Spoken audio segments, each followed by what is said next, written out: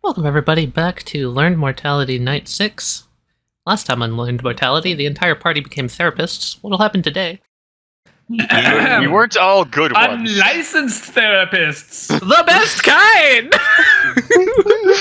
We're the therapists you found along the way. Armchair psychology to the rescue! Armchair psychology. It's literally just LSR sitting on the arm of the armchair. No. Yeah, let's see what's going on. The pretty little head of yours unpeels your head. Oh no, that's a multiple violations of the AI standards designated 200 years ago. This is a problem. Now let's just slightly peel that back and, yeah, you can that's keep enough that for in today. there. Someone made a whoopsie doopsie fucky That'd wookie. be 500 credits. Bye. Here, take these crystals.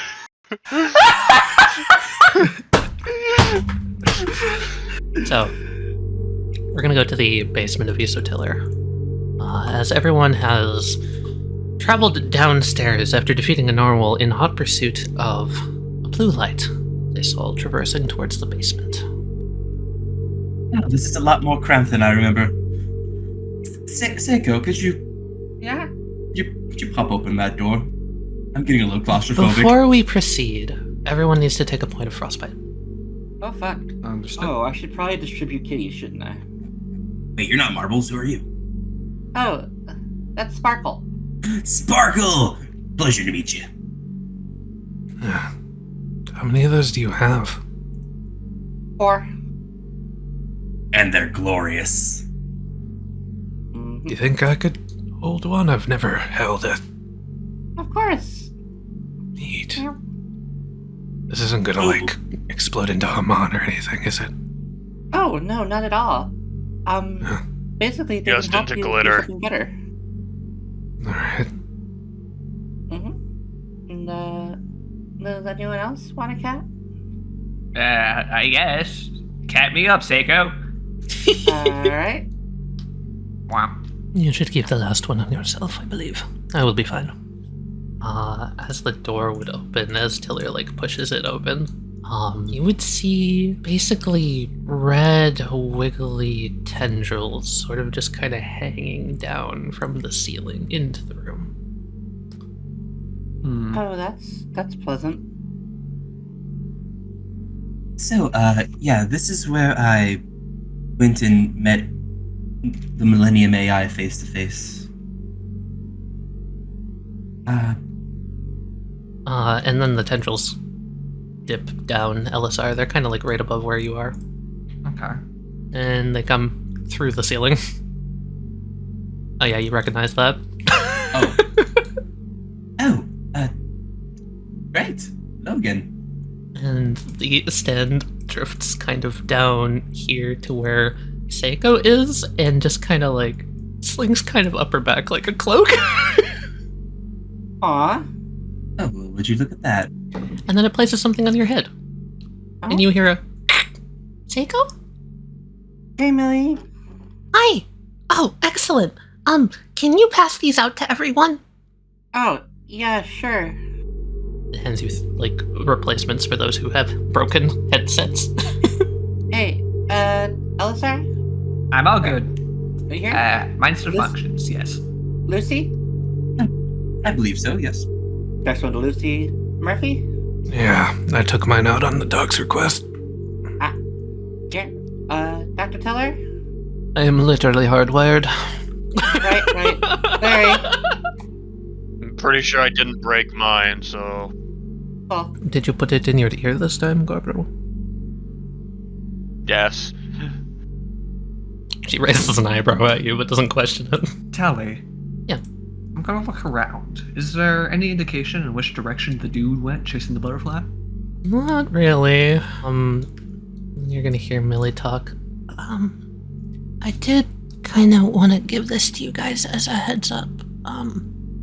While you were dealing with the frostbitten, I took the chance to take a look deeper despite the really bad feeling I was getting on my data servers to see what information I could possibly find, and well, I found something I think you should all know. What's up? You remember the crash log, right? Yes. The one that the good doctor was trying to show us. Power cells C, A, and B were mentioned, but only C was active. Yes. Yeah. How much power is left? Not much. And I found evidence that cells A and B were destroyed, but no logs as to why. When I was trying to, I feel like I did something very stupid. When I was trying to blend in as a human, I deleted my own memory. So, I don't have many logs left. I assumed the purpose was to pretend to be a human, but it's also very possible that it could have been sabotage. I don't have any real data. Memory not found. Exactly. I see the issue. Very well. Elisar is going to look to Lucy and Tiller. Right. You two are the most familiar with this place. Should we be heading to cell B and make sure it's secure? Or cell C? That's... The C cell is Would have directly been next to helpful the if you Millennium could AI's still core. produce electricity. Okay, cool. I was... It's worried the we one had you to nearly split blew up. Yeah, we should head that way. That's probably Lead where on. I'm going.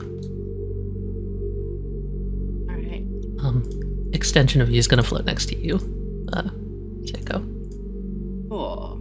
You got a little friend. It's weird looking through my memories. It's kind of like scanning on my laptop, but doing it subconsciously. It's actually a lot easier than I had first thought. So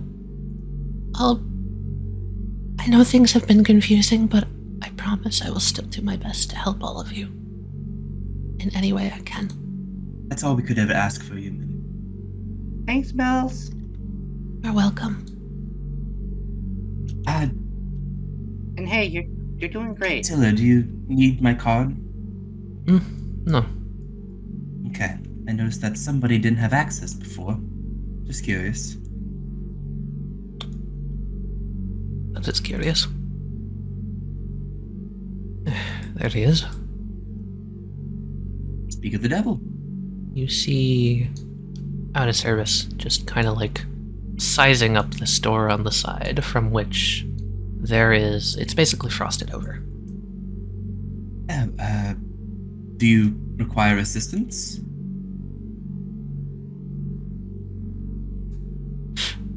Right. Slowly it turns Right. and looks back at you. Well, I'm gonna try to use visions to open the door. Okay. Give me a precision roll. Alright.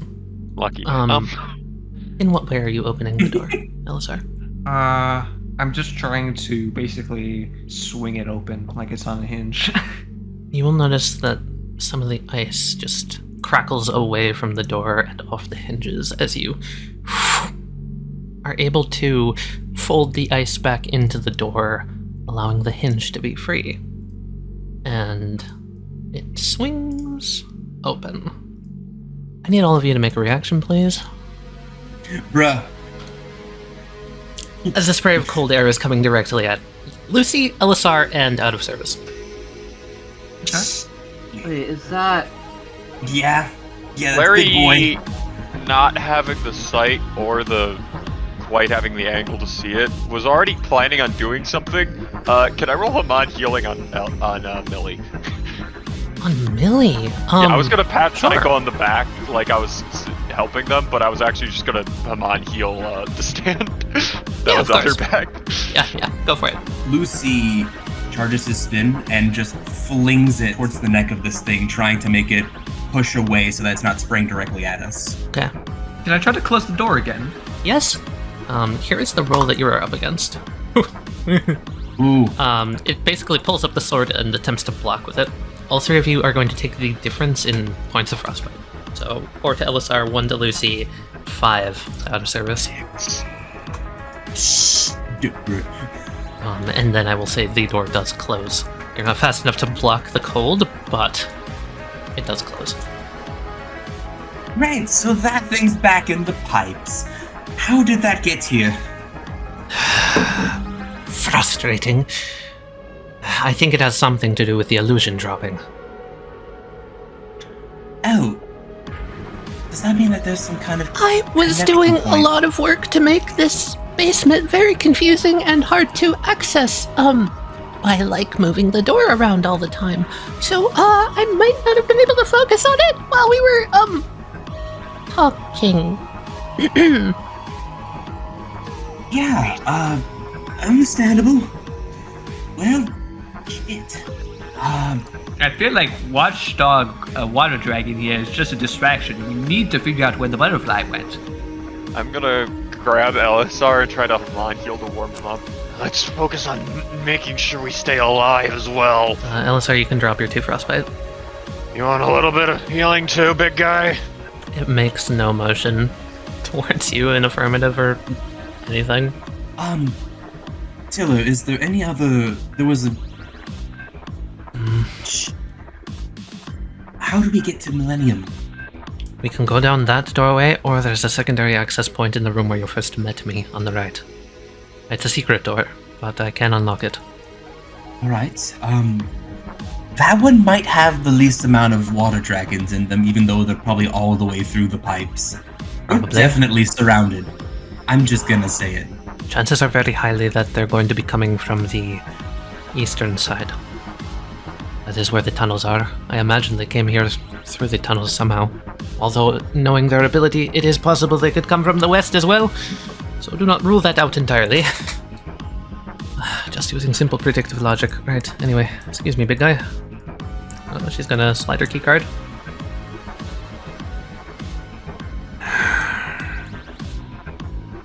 You will watch as the door frosts over again.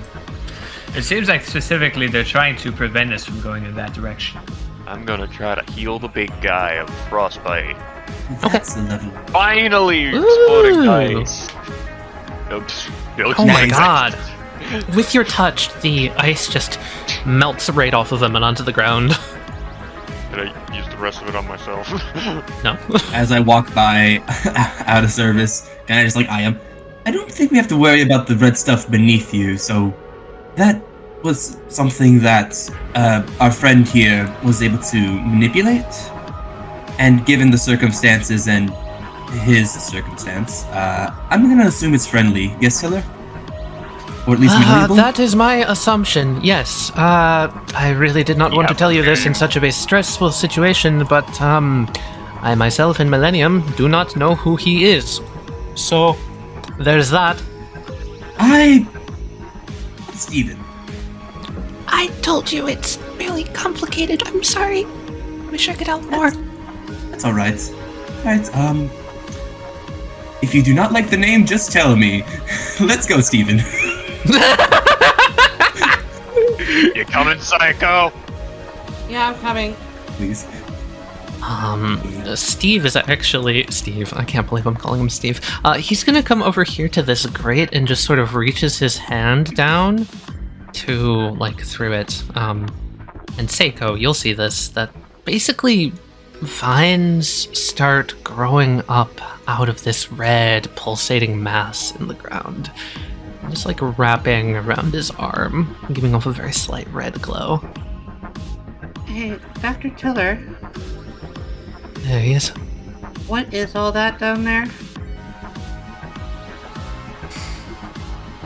It's what we use to make repairs. I see. So what, is it just like liquid flesh, or what exactly is it? It's... Titanium alloy? Part of Millie's stand? It is... Well, I guess I should give you the Cliff's Notes before we keep going so you completely understand the gravity of your situation. It is everybody who has not made it. Oh. Oh. And she points at Larry. That includes you. That is... So it's like it's all one organism, then, is what you're saying. We use the parts from the destroyed to recreate new ones. Better, functioning, still alive. Oh. Sorry, my heart just kind of got grasped for a second. Okay. I hope it was not me grabbing at it. No, not this time. Am I good to grab Steven? Yeah, sure. Well, no, actually, no. Steve is staying there. He's still touching this plant, like kneeling down. All right. Ooh. All right, Tilla. Are we? Is this the access point you were mentioning? Right here. She basically touches the wall where there's like a hard part, pushes it in, there's a button, and you see, oh yeah, there is a door right there. She unlocks it, and then she's like, I'm not going to immediately open this, assuming that there's another trap on the inside. Do you want me to take a look? That would be preferable, yes. I can take a quick check to see what's behind there. Yeah, I'd like to open a small viewing port. Okay. I'll just show you what you see. Okay. So stairwell leading down. Do I see pipes alongside the walls? Hi, big yes, guy! you do. There's a big boy, a butterfly, a little dude right here. I'd like to point out that he's also glowing. I think there's more than one butterfly. Oh, yeah. Tilla, is the thing that it is approaching, is that the cell? That would be cell C. So we don't have a choice. Doesn't look like it. Alright! Looks like we're going in now. Full born into the abyss, everybody! Let's go! Just not my fucking lucky day. I think you ran out of lucky days a while ago. Yeah, no shit. Right, Alright, remember the ground rules. Do not come within any physical contact with the butterfly. As far as Watchdog Water Dragon goes, I'm going to be ducking into the pit to maybe look for a solution to that particular problem. If you could And do do what you not did to it eat. last time, that might destroy it. However, be careful of using too much water for obvious reasons. I assume fire would also be bad because of overheating issues. Fire should be fine. It's kept incredibly cold for the sake of the bodies. But, in the knowledge of Watchdog Water Dragon, this is gonna sound really weird. Does anybody have a dehumidifier, like, thing they can do? It just sap all the moisture out of the air? Tiller? I pray. I'm thinking, that's a difficult calculation, but considering how my ability works, it is theoretically possible. If I create enough of a vacuum, it could dehumidify the area. That would at least help out with... So I would have to turn the air into a position, moving the air, creating a small pocket vacuum, and then sucking it in inside of itself. It might be time consuming, it would take me a little bit to set up, but I could. It might be worth just having an isolated variant of that just on standby. What are you thinking of doing with it, just to protect Millie? Well, this thing is very keen on keeping us, we'll say it will keep us an easy lunch. That means that it's going to be attempting itself. So if Watchdog Water Dragon decides to do the main body, of course, decides to do some kind of like big breath attack, it'd be a great time to like suck in all the air, almost probably like depressurize the area, have the face smash shut, and that's when we just Alright, I can watch for puts that. his fist in the air is like, rumble him. I don't know the terminology. smash him to pieces. Nom holds up the I'm- finger. You get it. Essentially like a big opening where we wouldn't have to worry about a repercussion. You hear clunk, clunk, clunk. Steve starts walking over. Was this sword always that long? I hope it's a Buster Sword right now. Yeah, It's like 10 feet long. Yeah, what's up? I'm handing you 2 items. What have you got for me, You're Corporal? getting half a pack of cigarettes and a lighter. I was just about to ask you. Very well. Go plug up this. some holes. I have Really this. not the time to be smoking. And I also have, Elisar is going to show that he also has a kettle of boiling water on him. I've actually had this on me the whole time. You know, Corporal, Doctor, it is very funny that dragons are historically known for their ability to breathe fire. Maybe there's some truth to all of that, no? The problem is, if we're walking into Millie's mainframe, I can't... Well, weapons free isn't exactly, We'll be careful. Plan our attacks cautiously. Look at it. And she points at Watchdog Water Dragons, and it's not, like, moving. If it wanted to destroy the power cell, it would do so. Is it painting us? I do not know. Oh, more than likely. Oh, obviously. Or I'm going to turn my attention from Watchdog Water Dragon. I want to see what the butterfly is doing. I was The gonna say, we're butterfly is slowly floating towards a big form that you see in the darkness. Lucifer would know it to be the Millennium AI's core. It's just slowly floating towards it. Shit. Fucking damn it. You gotta go in at some point here. We gotta go in. I All can't right. shoot. I can't shoot towards any of the service. Someone else is gonna have to take care of the butterfly. Lucy, you got it? I can do my best to also try and hit it. Yeah. Just make sure it doesn't make any physical contact with you. I have Yeah. my spin ball. You have knife. I'll stab I it. All right. I have dice. I can shoot a die at it. Steve is going to heft his Buster Sword. All right. Well, there's no time Guy, like go the cut present. You're gonna go cut some heads off some snakes? For once, Steve nods. Tiller, All right. before we go, you might Yes. be doing a little calculus. Oh, of course. You see a symbol appear next to your hand, and I have doubled your maximum spin. Oh yes. Be careful with It's a that. lot nicer on the more helpful side. Okay, Elisar is going to have on his side of the stairwell open up a gateway into the fold. He's going to look to Dr. Tiller and he's going to say, is the plan that you were going to be coming with me or staying with the others? She's gonna nod. She'll go with you. Alright. Elisar's, going to pull out a flashlight and he's going to step into the fold. Okay. And Tilly's gonna come with you? Mm-hmm. Let's go. So, upon immediately entering the fifth, Yeah. am I able to see anything? Anything different? Ah, that's a wonderful question. Well, first and foremost, if you'll look over at Watchdog Water Dragons for me. There they are. There's 4 more. Oh, it's surrounded. Maybe that's why it's not moving. It's like if it moves, it dies. More accurately, they're keeping it contained and waiting. Oh, maybe They're the gonna release butterfly him. wants to keep it from destroying Billy because Can you give me a brains roll, please, Elisar? Can do. Something about the room is off. One of the lights in the corner is just flickering on and off over here. Like a light bulb on the wall, just... You've seen this before, but you can't put Oh, your great. finger on when. Is $5 steak down here? I sure hope not.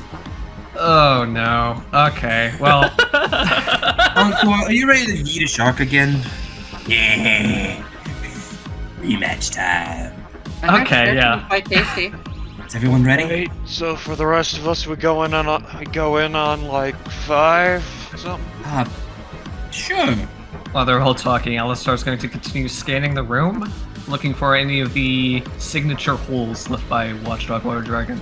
Okay, give me another brains roll, please. Yeah, you're actually shining your flashlight pretty much right where you'd need to look. They're all in the right piping here. It's like the pipes are, you know, like how a muffler looks on like a hot rod? Yes, I It do. looks like that. It's just There they are. Swiss cheese. Are they, like, elevated pipes, or are we going to need to find a way to get up to them? They're all up on the walls and the ceiling. Normally where you'd put like water cooling, it seems to be, Tiller's just gonna point out, they're on the coolant system for cell C. Ah, the coolant system, that explains that, alright. Inside of that is a liquid that is designed to supercool the servos. And when it's being expanded by the spatial manipulation powers, it becomes super coolant. Hey, guys, I have an idea. So, yes. if cells A and B are destroyed, that means they're just scrap parts at this point, right? What if maybe I should take a look. Maybe I can scrounge up enough parts to make a storage device with enough capacity to transport Millie out of here? I will say, based on the log, That'd that's be cool, highly but we're not improbable. doing it right now. Transferring Please Millie? tell me- No, but I got a better idea. You and I aren't exactly super capable. What say we run over to the other cell, and we try and get a backup power source going, so if they take out cell C, she doesn't die, yeah? That's a really good idea, actually. Yeah, let's do that. I don't know how to do that, but that just sounds like what a smart guy would do, right? I mean, I specialize in broadcasting equipment, but I know some power supplies. So we can... If you want, I can also guide you. Yeah, that'd be great. Taliyah, Millie, smart girl time. Alrighty then. Larry? Lucy, Larry, you good if we go do that? Yeah, just... Alright, Murphy. It's... I shoot a shot at Soldier. I I'm believe. gonna try to do a do he listen. You just hear, Verdammt, was? Just, keep an eye on him. Yeah. I'm sending the one of the doubles with him. okay. And then Millie's gonna say, Just across the hall, there's another door. Same spot. You think you can make it there, Seiko, Murphy? Yeah, we should be okay. Actually, he's gonna press it.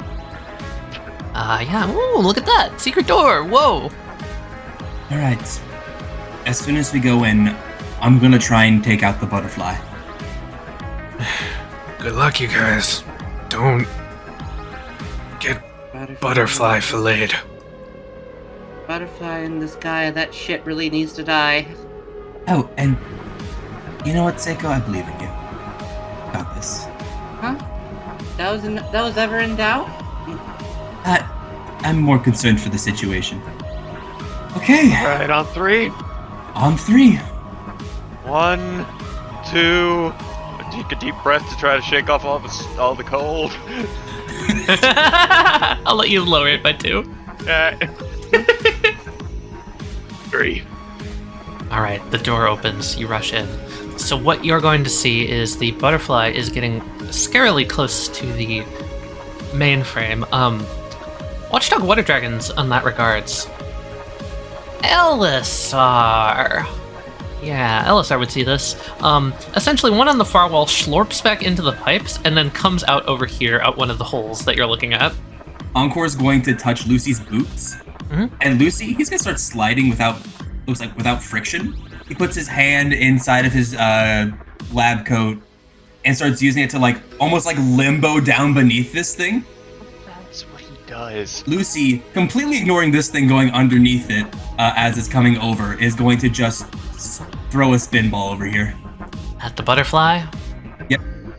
I'm gonna distract it with 2 doubles while the actual one is going to swing around and slap it in the neck with a knife. And he's gonna fly it over. It's gonna hit the ground. It's gonna start spinning on the ground as a backspin, tiny sparks flying from the steel on steel, and it's gonna hit the butterfly from beneath. Okay. Your spin ball goes in. It hits the ground. It flashes as if it's about to go up and slam into the butterfly. And then you see a flash of bright red light streaks across the room from the corner. Something that no one saw in the room at all. Leaps towards the spin ball and grabs it in its mouth and lands.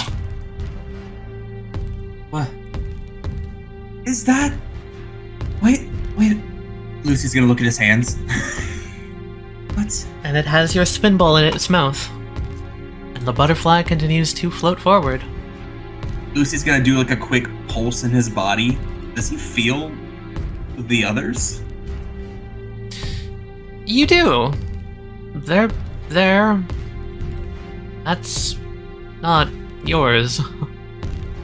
Lucy's just down there on the ground after having slid beneath this watchdog water dragon tendril. He's just kind of awestruck. I'm gonna do the Act 2 roll, because not only is Act 2 gonna get to do a slice, Buster Boy is coming in. Let's go. Let's chop a dragon. So I'm gonna give you a +4 on your roll. Act 2. I think I just severed the neck. As it goes back in, you chop off the head. It lands and sort of sizzles as if it were made of boiling hot water on the ground. But that's different.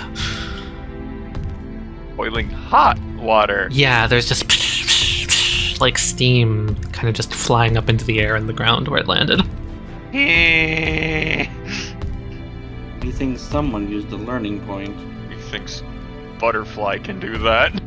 I have a plan. Elisar is going to do another quick scan of the room. He's going to look around to see if there's any maintenance equipment down here. Toolboxes, bottles, like anything that I could go grab, rifle through, and look for something to use. Give me a quick scrap roll. Oh my god. Okay, you win by 1. Nice. So that would be, it is 2 scrap. Okay. So I will say you have the tools you were looking for and 1 extra scrap. Nice. Okay, because what he was looking for is that if there's any sort of like to keep things running down here, if there's any sort of like grease, any sort of lubricants. Definitely. He's looking for something, a little bottle that has a little flammable warning sticker on it. Yeah, sure. Perfect. Engine oil. You got some of that. There we go. Yeah, oil. All right. The cigarettes were a nice thought, but I think we have exactly what we need right here. Alistair's going to look back to Dr. Tiller. Have you surmised a way that we can potentially get up there?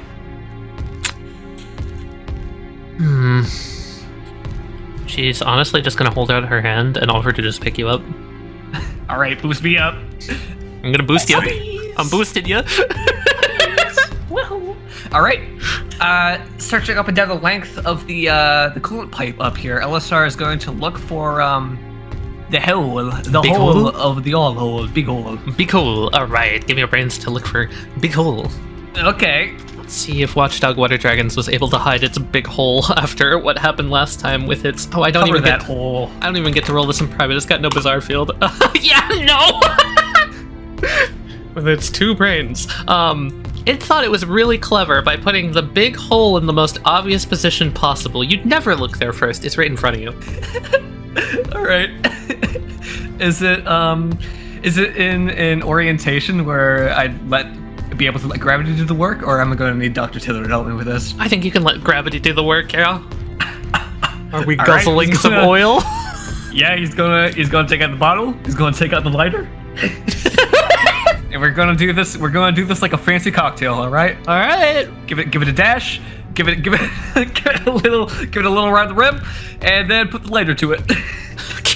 Before letting the fire spread to the bottle and dropping the whole thing down. Oh boy. Okay. Okay.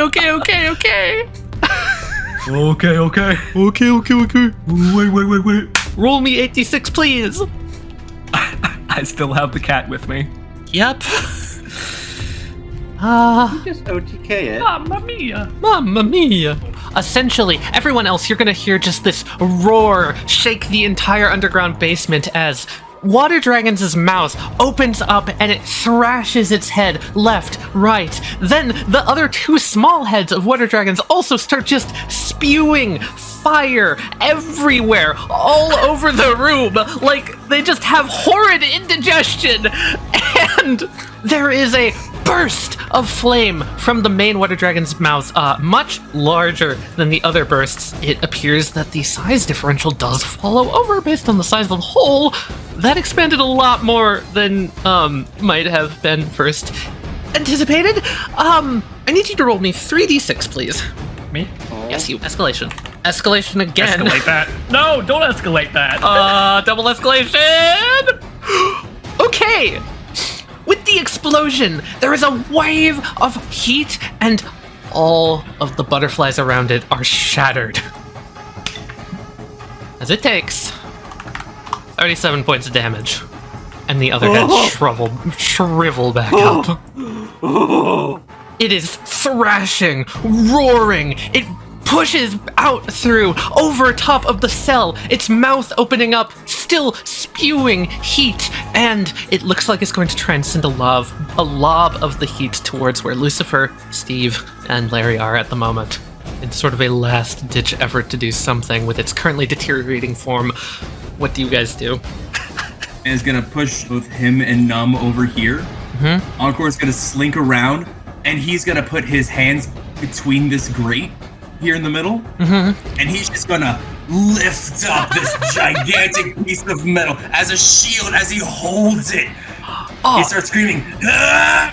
Excellent. Okay, you're gonna notice that Steve is going to pull his metal-wrapped viney hands down and push with you, adding his bronze to the effect. I'm going to spend a Bizarre Field point to amplify. Glorious. As you're going to notice, from in between the cracks in the grate, vines start to come up. Numb slaps her hands over her ears and is just like, oh, it's screaming again. And there's just this eruption of wreathing red that wraps up the grate and pushes it up to make an even better shield. Are those... We heard that those are the people there. Are you able to, communicate and, bend them to whatever you need? Like you did with the platforms earlier? More come up, sort of slamming hands left to right, boom, boom, boom, boom, onto the side of the shield. You literally couldn't have gotten it more perfect. Correct. Yeah! Nice. Add an additional 5 for his bronze. Yeah! I'm going to try and trick him. I'm gonna have this soldier stay back behind the shield, and I'm gonna have the other two dash over this way, trying to draw his fire to the last butterfly. That's where Millie is. She has a cooling system, she'll be fine. I look at the power cell that's currently exploding. Larry, You're rolling I against am a going- 30 currently, FYI. Encore is screaming, Steve is pushing, the arms are pushing, and Sparkles goes towards the end of Encore's horns. He puts little kitty paws on top and also starts screaming. That's an escalation. That's an escalation. So Oh, no! Yeah! Oh my god. Yeah, so the fire licking up and around this shield as you bend the metal itself, scorching it black, slams into the wall to your left, slams into the wall to your right. The back of your coats are set ablaze ever so slightly, but all of you get out unscathed as the water dragon still kind of writhing around just spits out a little more fire, spits out a little more fire into the air. It looks like it's writhing in pain. I need to go to Seiko and Murphy now. Yes. So you guys, you hear thrashing and screaming from the other room as the door is opened in front of you. I think they did something about the watchdog. Good on him. Alright, let's go make Let's sure the keep kid's moving. good. Yeah.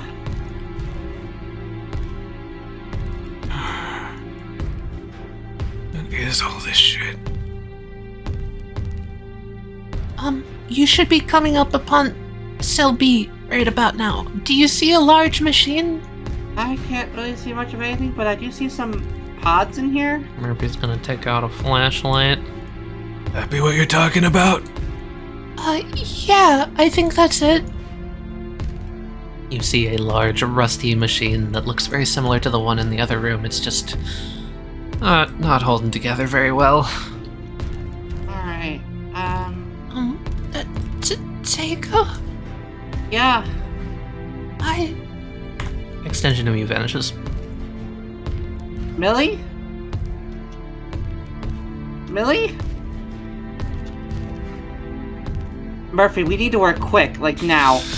Okay, tell me what the fuck to do. I've never worked with one of these before. Alright, I try to find an access panel and smell. Let me know if you smell like anything like ozone or burnt rubber or anything like that. It smells like rust. It smells like a lot of rust. A lot of rust. Okay. Shit. I'm gonna look this thing over for any kind of like access paneling. Okay, you do find it. It is rusted shut and covered in frost, but you can just bash it open, and you see the the remains of what was the inner workings of this thing. Alright. I think I got something here. How bad is it? Give me a brains roll. This thing, okay, you're looking through this. You've seen this before, but only in the case of someone who you went to, like, repair their PC and they didn't know what the fuck they were doing. It essentially looks like it worked itself to death. The oil was never changed, the machine was never upkept, the parts were never replaced. It just worked until it didn't anymore. Oh, this is entirely fucked. Oh no. Murphy, could you try to find, like, some spare oil around or something? I'll do my best. Alright, and, like... Shit. I started looking around for, like, He's gonna toss you the main flashlight. Use that. Try and see if that helps. Alright, cool. Is there any, like, debris or boxes of spare parts lying around that I could There's potentially utilize? barely anything. Give me a scrap roll. Win by 5. Alright. You find mostly everything you needed for scrap in total. Alright, plus the scrap I already have. You know what? So, here's something funny, Tali. So back when we found that radio thing that was covered in flesh. Yeah. I put it in my inventory as grandma scrap. Specifically 5 grandma scrap. Okay. Grandma's gonna help her grandbaby. I'm gonna use those 5 scrap plus the 4 scrap to not only get this thing working, but to get this thing purring. Well, so you're going to use the scrap you got from the beginning to repair the power cell? Yes. That's incredible. That's actually incredible. Add a +3 to this. Those parts fit better than you think they should. 5. So 4 from that, 5 from this. I'm using all of it, and then plus. Alright, cool. So. Amy, why is your gut instinct always so goddamn good? Alright, yeah. And you crit! If that isn't poetry, Tali. If that isn't poetry. Do you want to spend marbles? You can. Marbles jumps in, turns into dust, and floats through the components, trying to make sure everything's connected right. Oh, We're a total of 29! You just created a tier that doesn't exist in the item quality tiers list. The highest it goes is 15. That's a tier 25. Okay. I'll give you 2 choices. Plus 15 on any rolls that it makes, or 5d6, and it can make its own rolls independently of other people. You're basically choosing whether or not you want this power cell to be autonomous and protect Millie on its own, or for it to be insanely hard for it to break when you, yourself, or someone else are here. Say autonomous. Think how it thinks for a moment. Realizes how many times she's come close to dying. I'm going to make it autonomous, completely controlled by Millie. So I used Tech Savvy Streamer on this, and now I know why it makes sense. With the components, because some of that scrap was from a radio antenna. She just put a radio uplink into this thing between Millie and the power cell, giving Millie complete control of it. Oh my god, okay, so you just gave Millie control over her own power cell, that's excellent. As Murphy's running back to you with the scrap that he grabbed, he got 1. He holds it up to you, and he's just like, this give me that now! Yeah, Just get over here, shut up and do it! and he holds it out to you. I use that, and I change the oil. With a scrap here and some duct tape there, a soft whir fills the room, and the power cell thrums to life. Oh yeah, I am so proud of myself right now. And you'll just hear, Seiko? There you are. I was having a hard time getting through to you. Sorry about that. Hey, Millie. Yes? Feel around your network. You've got a new body part now. Huh. What did you do? Yeah. That feels so good. I put your life in your own hands. You have access. You have complete control over this power cell. Wait a minute, that feels so good. Have you... I have always wanted to try and figure out the difference when a human being explains that they feel refreshed after sleep. I think this is that feeling. I feel very good. There you go. from the roof. Just a staticky form rematerializes, and extension of you comes back down and wraps itself around you again. And it's not at 4, we'll put her back up to 10. She has power. It's capable of complete autonomous use, so whatever you want the power cell to do, you have control. I'm gonna focus on staying online right now, I think. That's a good idea. Thank you, Seiko. I'm gonna radio the others. Hey, we got the other cell running. Just keep the other one operational. We're good. All right, Lucy. As the flames subside, you hear this message come in from Seiko. Act 2. You're gonna watch as the butterfly just gently lands down on the console. Ah, crap. Water Dragons is still thrashing around the room. The fires seem to be just hitting basically everywhere that it hits. Some on the roof, some on the walls. It comes further in, sort of more central. I wanted to pop out of the fold real quick. And just use visions on Water Dragon like before and just boop, just remove its head. Okay. Yeah, roll precision. Escalation. Fucking hell! Wow. Okay. Okay. 5666 has been rolled today. Let's do... Weren't you ever taught how to stop, drop, and roll? A screaming just shriek erupts from Water Dragons, and suddenly it is a gaping open hole. Not only that, the hole swirls around as if a vortex would, and some of the fire starts getting sucked into it. I'm going to basically just try to use this opportunity to just hold as much concentration on that as possible. And Tiller's gonna do her thing as she snaps her fingers, and to either side of Water Dragons, a vacuum is created, and she smiles. Well, looks like it's going to clean up its own mess, as all of the fire just inside with the vacuum. And I'm gonna let that deal damage. So it deals 10 to it. Do I have any resolve left? No, it spent its resolve to try and eat Lucy. Yeah, dude, he's fucked. Die. Bellatar just fucking 3 shots. Dislodging rocks and earth from the roof as the grate slams back down. You'll see as this giant beast starts shrinking, almost like it's withering up, and it lets out a scream of defiance as it's pulled into the inferno, swirling around into a singular point. And then with a snap, it is nothing but flames.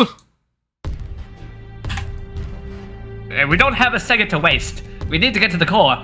Agreed. Encore's gonna look at Lucy and is just gonna reach and rummage into his mouth, and he grabs a small metal canister. Hey, Lucy, I found this when the narwhal was trying to, impale. I know it might have been dangerous, so please don't get mad at me for eating it. It was a panic time. Did you take this from Beta Lab? Oh, you know what? I know what I can do with this. He looks at Lucy and Encore look at each other. They smile. Ready to go risk our life? Anytime. God damn, why do I have to care for this kid so much? Lucy. Oh, hi up there. What are you doing, Mr. Tall Darkin? Tall Darkin who? Wait, bruh, no! Shit!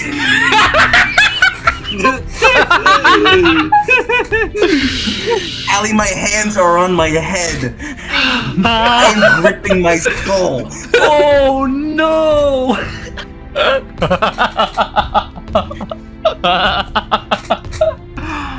What do you want?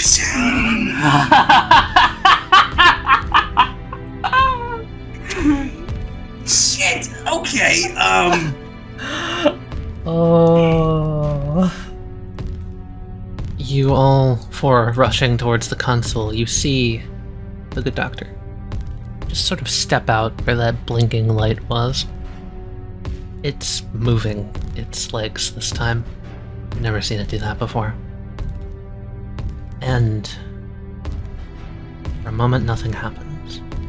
The dog jumps back in front of the console and spits out your spin ball back to you, Lucy.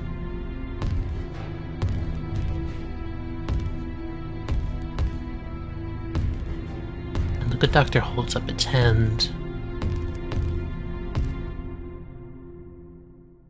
and you'll notice a blue light sort of flickers across the console, lights flashing left and right, the sounds of many keys being pressed, and then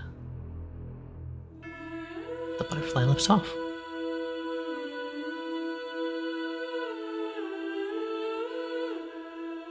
Floats over to the good doctor and lands on his outstretched fingertip.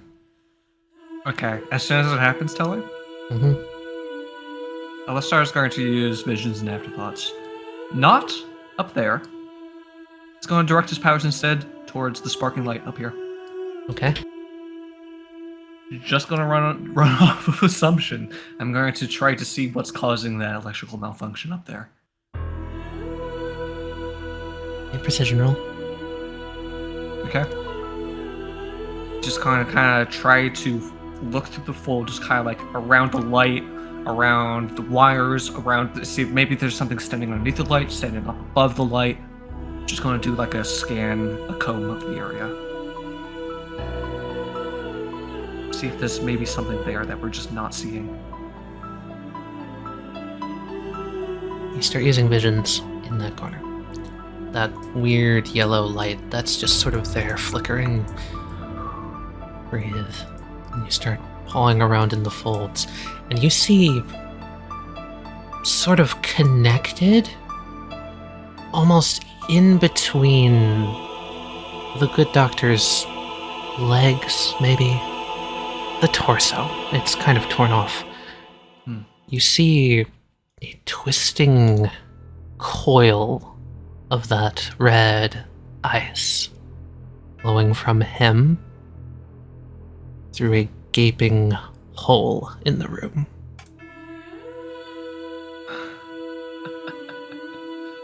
Of course.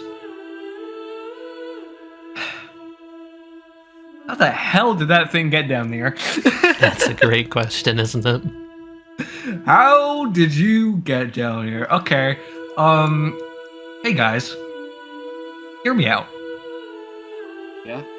I've always been very curious to see where these things actually lead if they're gateways. However, now, right now, I don't think now is a good time. No. I do not think now is a good time. It was a thought, Oh, come on, but it's such a wonderful thought. but at least we know. Huh. Oh wow, my heart started pounding. Okay, cool. But this also means that, like, more frostbitten could show up at any moment now. Mm-hmm. So, what's Lucy doing? What is Lucy doing? Like, just come through the door. It'll be like right here.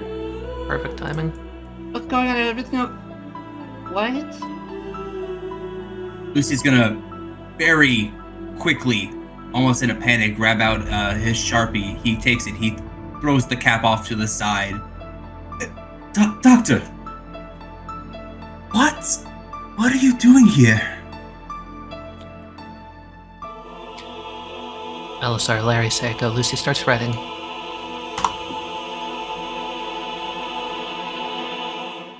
Setting them free?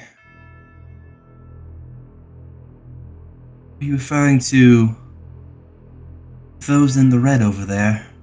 Lucy's gonna go over to the side. With the butterfly still on its finger, the good doctor starts snaking back this way. Its body now longer, more, again, sort of serpentine, with a humanoid body at the tip. Snaking back towards the penguin, and it turns its head towards you. And then it sort of... There's a snap and a spark. The fire on the other side of the room is snuffed out.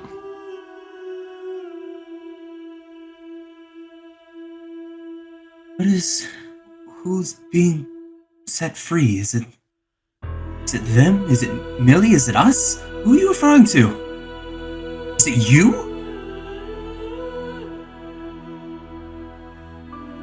Is it the frostbitten? You start writing. This one's in lowercase. Oh.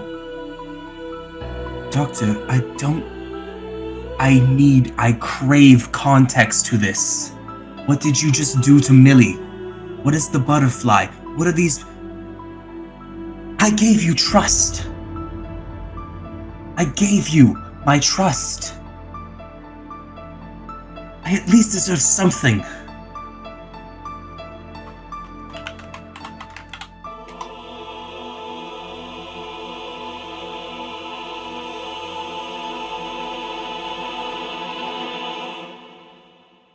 The less I know, the better.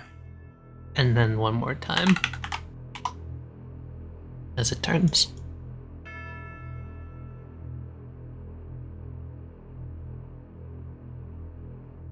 Bows its head and steps under the awning of the gaping open hole.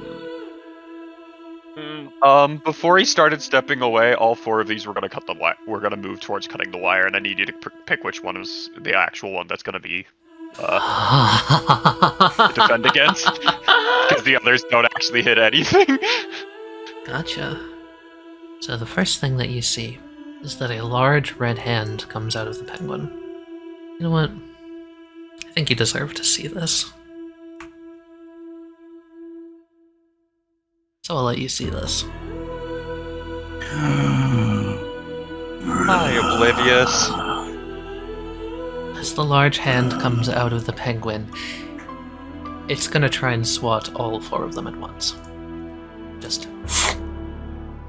And I'm trying to cut the cord. Alright. Act 2. Right now. Ghost. It's cut through with a bite. The other is smashed with a hand. This one just fades out, and the real ghost takes a slice. Blood splatters the ground as you cut through the cord, connecting the good doctor to whatever.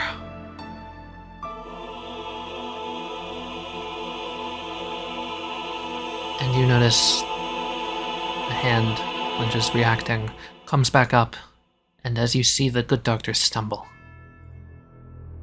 it pulls back, dragging both back through the portal. As they go, the dog lets out a bark, jumps, skids here, looks back at all of you, then jumps through itself.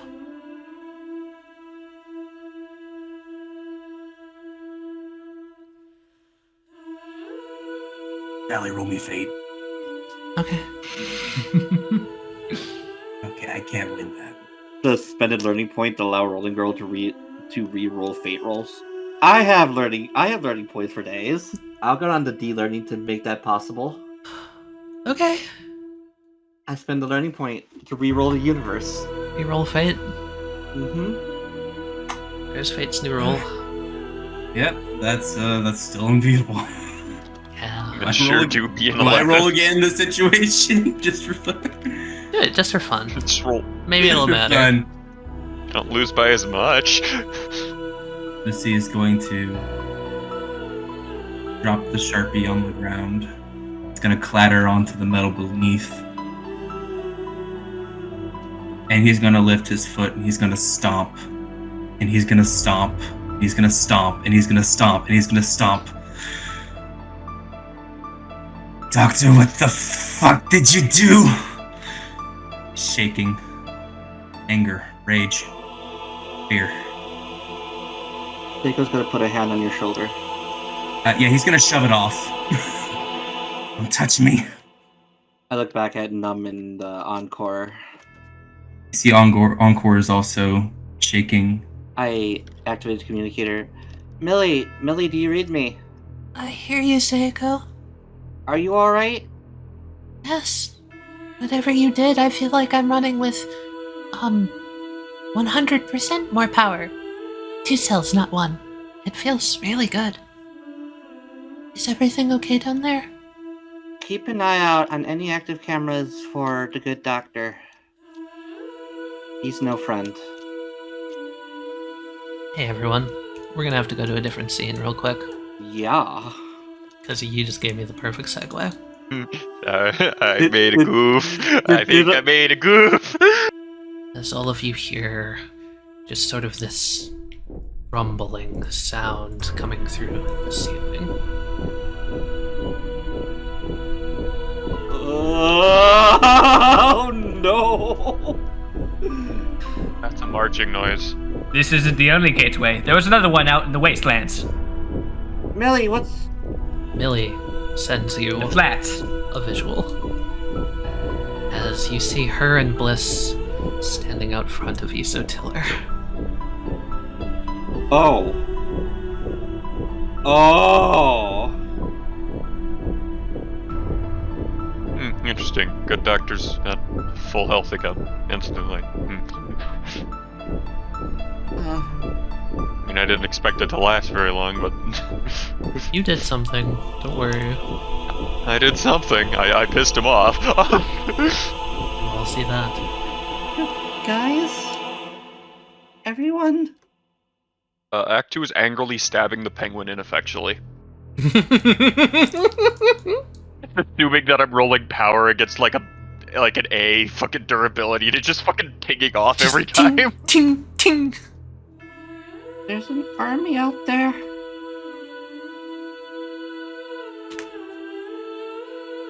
Sounded like marching. Fuck. Millie, get somewhere safe. Okay. The visuals go off. She runs back inside. Lucy is just staring down this penguin. A chill breeze comes through. Seems like a raging blizzard on the other side. So, you're just going to stand there? You're gonna fuck off? Just trust me, I need something to... I could use a punching bag for a second. He takes out his spin ball, he charges it, it's going faster, it's faster, it's faster, it's hitting Tiller's max. It's a portal. Lucy, we can chase after them. We could probably maybe use this as a way to get Millie and everyone else out. A portal we don't know where it leads to? Yeah, that's a great... I'm gonna Okay. be real with you. Did you not see the gigantic metallic hand? Would you rather deal with that or the massive freaking army out there There's marching on more to this? kill out there. I think I can get my anger down better here. Screw your anger. How about the safety of everyone else here, Millie included? Like we discussed Oh. in the fucking 25th hour, unless you have fucking hundreds of solid-state hard drives hiding in your back pocket, we can't get Millie anywhere. This is Millie. That form out there is her in her personification. This is her. This is who she is. You're right. Seiko, I don't want to have you as a target of my anger right now. I would apologize, but I'm too angry to do so right now. It's fine. No, you're right. Frostbitten, you coming, Steve? Millie's Seiko's gonna walk over to the rubber over here. Maybe find like a broken off pipe or something. Before you all go anywhere, Millie, can you have that staircase appear again? The shortcut back up. It wouldn't really do anything. That was just me playing with your mind, so you thought you took the route back. I just sped things up. I'm sorry. Sure. Fine. Are you... Lucy's gonna look over where the butterfly was. Eyes darting left, right. Anything on the screens, anything on the keyboard, anything from where he was talking to Millie, anything different. Give me a brain throll. Steve. Oh, yeah, Steve is hefting his sword. You don't go through the portal. I was trying to get you to help me fight the army, not the Oh, penguins. that's not what he's doing. He looks like he's about to cut its head off. Anyway, so you look over. Physically, nothing has changed. As far as the computation goes, this thing is running off an OS that you're not even remotely familiar with. It's complicated beyond words. But the best you can see is that this is plain as day. It seems like the butterfly ran a program. What program and why? You have no clue. Lucifer is going to interface and is just going to bring attention to it to Millie. Doing like a highlight, right-click properties to where the system would have to diagnose the properties. Okay. At least give Millie like an idea of what was just added. You would hear Millie go, Putting it in her hands. That's the same program from the crash log. It's the philosophy parameters. Philosophy one. Yes. The one that was saying like the future and the soul and stuff like that, right? Yes. Because it didn't crash, I don't have any data of what logs there are, but we've theorized that the good doctor can make you do things subconsciously, so maybe it was something I did. I can't find any data telling me what. It's like there's no record of it. Millie, Yes? when the good doctor first appeared, you were drawing pictures of him over and over and over again. Do you have any recollection of that? You told me that happened. I myself did not notice it happening. So, no. The good doctor has been revealed to be directly connected somehow to the oblivious AI. And we know that you, Millie, you were a design based off that original model of the oblivious AI, and that you possess the abilities to alter or completely block out memories. Mm. There are patches in Ancelo's memories which are missing. So, I feel it is logical to deduce that Oblivious has the same ability, same functions. Same as me. Are you certain that you were the one to erase those memories? There's no record of it. Those past records of yours? I theorized that it would make sense. The most logical pattern from my point of view would be to do it to appear more human. But if I did not erase them, then it's hard to draw a predictive pattern to analyze that possibility, but the only options I can think of are much more sinister. Let me see what the good doctor wrote on your arm, Lucifer. Lucy's gonna take off the left side of his lab coat. He's gonna pull back his sweater. His arm is shaking. Alistair's just gonna close his eyes for a second. I had a conversation with Murphy. I spoke to him a little bit more in depth about what Lucky One showed him in those visions. Aside from being shown Eso-Tiller in ruins, there was somebody else there. And they were calling for help.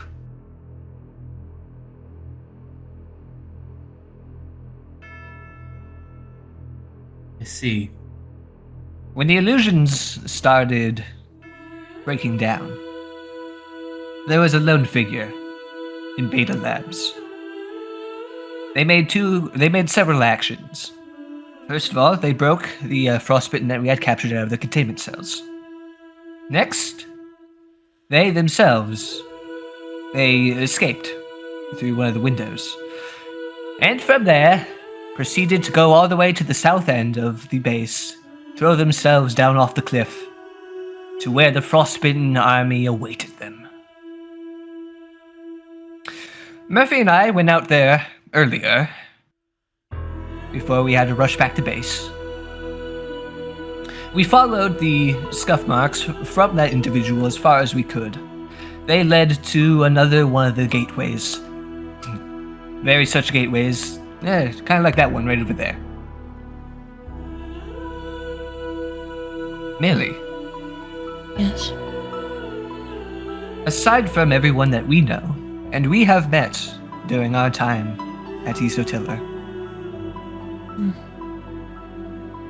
is there anyone who is staying here that we haven't met? As a permanent facet of Eso-Tiller, I don't believe so. You see, Millie, there is one person that we haven't met. Who? Dr. Echelon Hexaflake. Oh, I remember that, but he's... dead. Yes.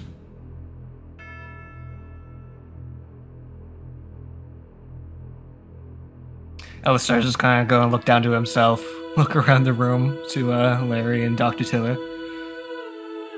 But the point that I'm making is that so are we.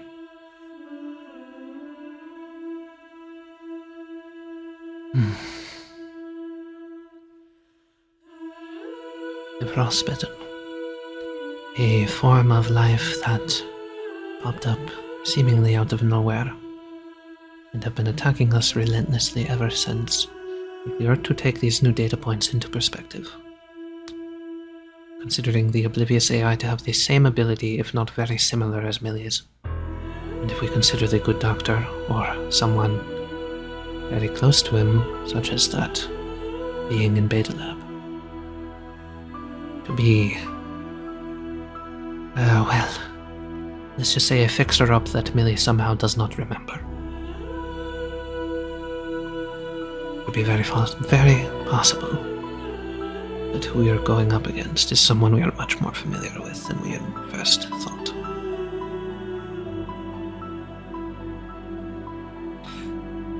I think whatever the case may be, we have a base that we must defend. Fine. One problem at a time. Yo, Steve, take care of that problem. Oh, yeah. You guys are gonna hear a smash. Have you still not fucked off yet? Oh, Steve brings down the Buster Sword on his head and just cracks it open. Seiko pulls. I'd like, if possible, Seiko would like to pull like a broken off pipe out of the pile of rubble over here, and turn around. Let's hold the line. He pulls back to swing again. If no one stops him, he's going to execute it. Alistar won't stop him. Lucy's gonna watch. Larry's already fucked off. The head cracks. A small gust of wind just out into the room, and a burst of the yellow light just kind of swivels up into the air, and it melts.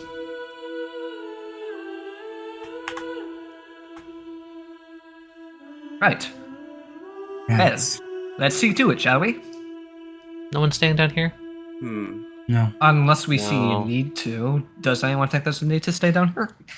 I do think someone should stay down here because we've seen that these things can get in here. If they attack here when there's no one here, GG. Okay, that you actually bring up a point. Teller. I nominate Teller. I am the defense protocol after all. If anything gets past, I'll let you know, and I'll kick their ass. Tiller, Yes. keep an eye out for any light malfunctions. If there was already a gateway down here, there could be more. Very possible. We don't know their intentions anymore. And I feel very uncomfortable with the concept, but if their true intentions are to destroy Millennium... something just doesn't sit right with that with me. Just gonna flick some minds around. Destroying Millennium. They planned on destroying Millennium. Why didn't they? When they had a giant metal fist in the room. Yeah, that's her point. Yeah, they had a gateway down here this entire time, presumably. If that's how the good doctor got down here initially. How the good doctor got down there to help Lucy in the first fight. Maybe, okay, maybe, just maybe, destruction isn't the goal, but capture. Because... Oh. What if they want to set everyone free, right? They can't really do that without Millie around to do it. I don't know what the Oblivious AI was built to do. It was ruled as successful. What if their objective is they have to see a certain outcome from the from Millie's philosophy protocol in order to rule her as effective, and they just keep resetting her constantly until they think that until she succeeds. Yeah, I think That's why they keep living her lie. They want to reset the whole protocol. right. And that's why they're launching a full-out attack right now, is because They need to get us to all damaged and reset her to being afraid. this is a wipe. They're Just trying to just give like us a how wipe. the fight with Millie would have been a wipe, this is another wipe scenario. And this time they're gonna have to force reset her to back into Yes, being the scared little girl that doesn't want people to figure it out. the old ways. Okay. Oh. I'm gonna Oh, bring you no. guys upstairs. Is that good with everyone? Just so you can see the Yes. situation Yes, and good. plan a little bit more accurately. And when I say I'm doing this a little differently, I'm gonna allow you guys to strategize because this scenario, I never showed you the forecast. This is a 5-star difficulty scenario. This is war. This is as hard as it gets. This is an assault. Lovely. This is a full assault. So, you guys come up. Position yourselves where you see fit. You have control over every single NPC. All of them have abilities they can use to defend the base. Position yourselves where you think best. Remember, there is only one staircase to the basement, and it is right here. Okay. Someone's gotta grab this window. Is this hole still here as Yes. a way down? It is. Okay. Someone's gotta be this window, someone's gotta cover this hole, someone's probably gonna be here for support. I will also say Millie can make illusions, so Millie can help in combat by confusing the Frostbitten and making walls like you saw on Night 5. So I think We need to put Seiko and Goose together because they get bonuses from being near each other. Seiko and Goose If I may, I think Seiko and Goose are on this window. with probably Mother like roaming the hall here. Mother can patrol a path up to 60 feet long. In sight throughout this entire fight, I like that suggestion, I'm going to defend her here. Because Ancillor, fun fact about Ancillor, he would just be like, oh yeah, by the way, my ability is radical for defense. You want the little one not to be hurt. I'm your guy. Alright. Can I put LSR with them so they can be like communications, coordination, that sort of thing, like a I little suggested comm earlier? section. Tali, am I able to redistribute kitties? Yes, you are. Goose! Yeah. You know I gotta protect my sister. Of course. I'm gonna protect your ass too, don't fucking forget. She places unknown on your head. Bitch. Don't knock me out cold this time, okay? Yeah. Will you take the kitty away from child? She is holding it to keep her emotions stable. I will say if you take that away from her, we're gonna have to worry about the fatal flaw again. So, up to you if you want to deal with that. Yeah, no, Millie is the last. Yeah. Okay. So I'm assuming Lucy, Larry. We get the front door. Yeah. Okay, cool. Can I chop off the entire top half of the base? I mean, yeah, that is something she can do. I'll make her roll. Okay, she pulls it off. It's a little glitchy at first, but she does pull it off, and she's just like, Larry, that's a big one. They might see through that. it's there. And that's why the other one is going to be a small one. All right. For the 2 electronic scrap I have left in my inventory, what I would like to make is a small little sensor device that will visually trigger and ping my headset whenever something walks by it. Mm-hmm. I'd like to craft that quickly and throw it through the window so it's right here. So if forces try to move from one side of the building to attack the other, we'll know they're moving. And I am going to do one more thing. I am going to spend a learning point. As? Millie, Yeah! Thank God. your scouters girl. all flick down with a new visual angle allowing you to see out the front camera of the base using extension of U's ability to basically network you all together. So I'm going to give you vision outside the front. Because that's where extension of U is going to go. And yeah, it's sort of just like kind of wrapping a vein through the wall around the camera out front. Because the way this works is it's just the footsteps approaching that causes this Phantom Bizarre field to go off. That is everybody. Any rerolls on Fate? Would you like me to reroll Fate, Amy? It can only get better. I would like you to reroll. I would like to reroll. It can only get better. It did not get better. I mean, it did get better, but... Yeah, so that's gonna make everyone shaken for the first roll of this combat. Oh, no. Fuck me. Yeah. And a Bizarre Field span. So, those with Scouters. You'll see as the visuals on the Scouters come down, you see the good doctor out front, sort of standing and waiting.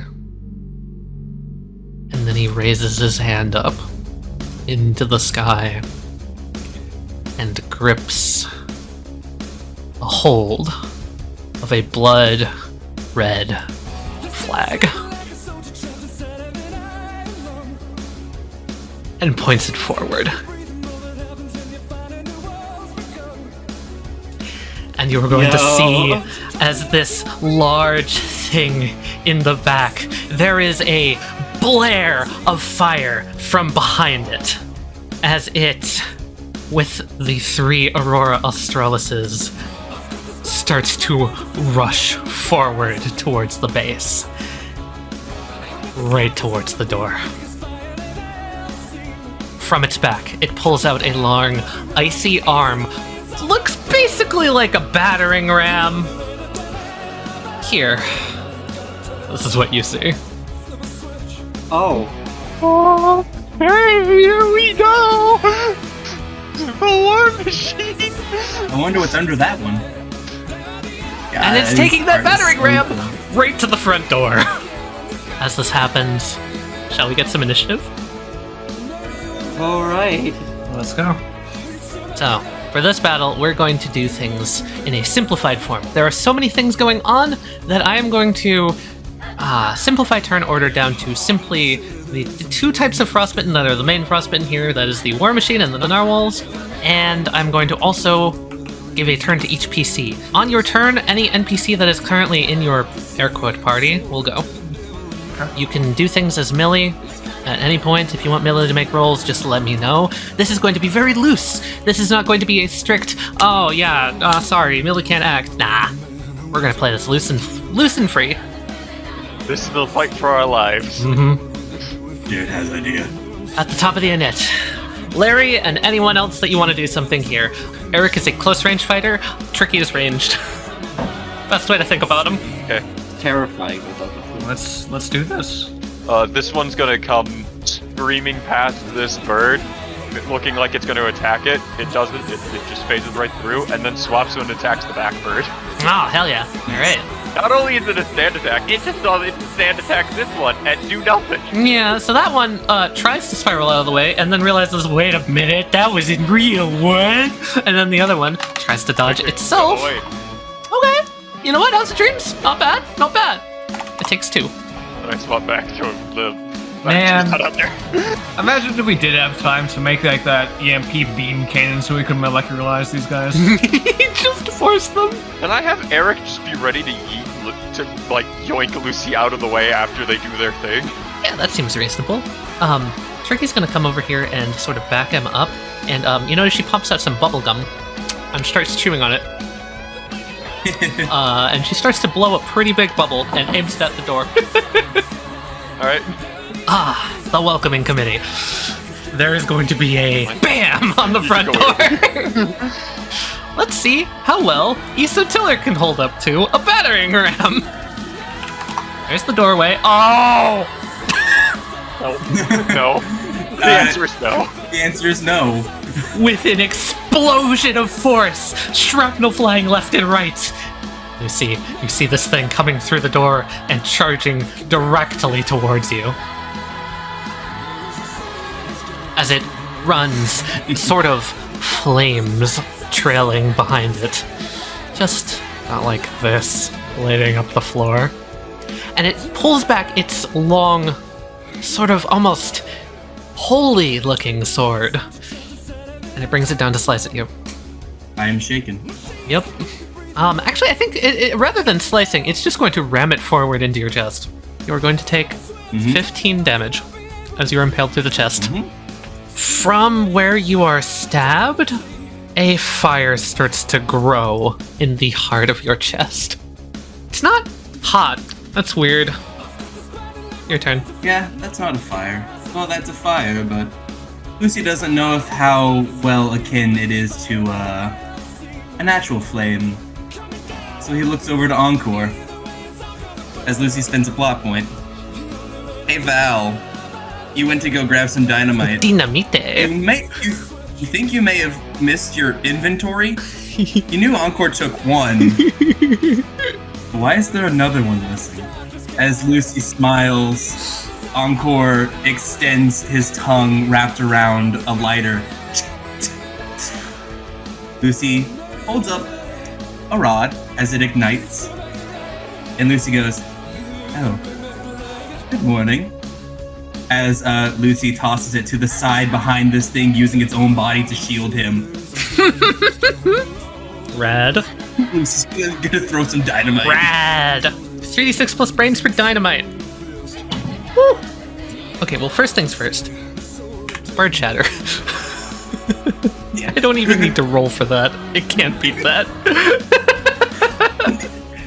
Secondly, it does not turn very quickly. But it's gonna try and block it with its body. And as it turns to meet the blast, it's like halfway there, and then poof, an explosion rocks Eso-Tiller. All of you hear it. And hairline cracks run up the body of this thing. Oh. So I guess you're just a bigger version of those narwhal ones up there. Are you perhaps an enhanced version of them? I'm saying that Big Boy is essentially akin to an evolution of the narwhals. Yeah, you're correct. It has 4 points. Begin pulling back from where this thing impaled him. Encore using his ability as the sword just slices out of Lucy, making himself free. Eric runs forward and is basically going to be like a bodyguard for you to get the fuck out. Lucy's gonna hold his side. He's just gonna stare outside. Blood, red, empty eyes, staring back.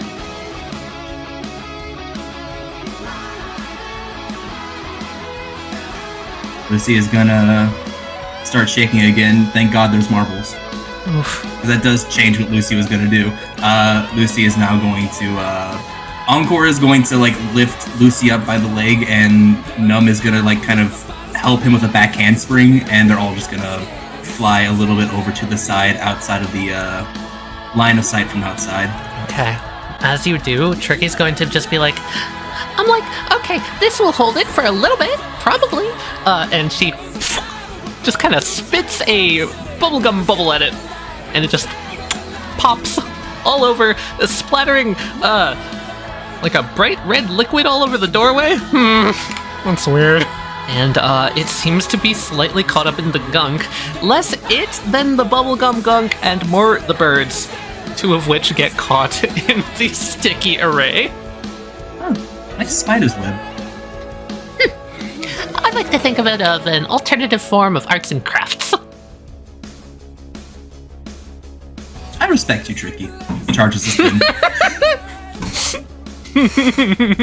Lucy's moved back, holding on. Numb and Encore supporting Eric. Sounds good. So, narwhals.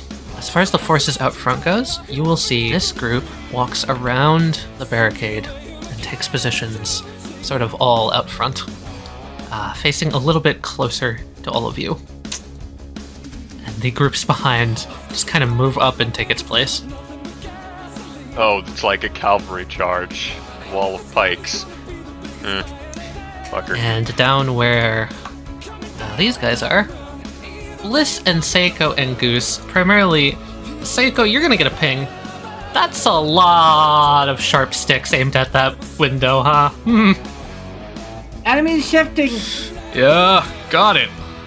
Bliss is going to draw up a rune and try and defend as basically 3 spears are going to come flying at the window from the narwhals. Bliss, no! That's bad! As they all pierce through the window, one of them impales itself in Bliss, and you see his form flicker. Bliss takes 9 Please, no. and just holds his chest.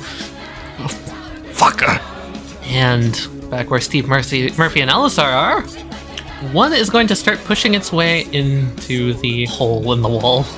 You see the spiky nose first. Hello. Hello, sir. And it is Elisar's turn. They take formation outside. They're very organized.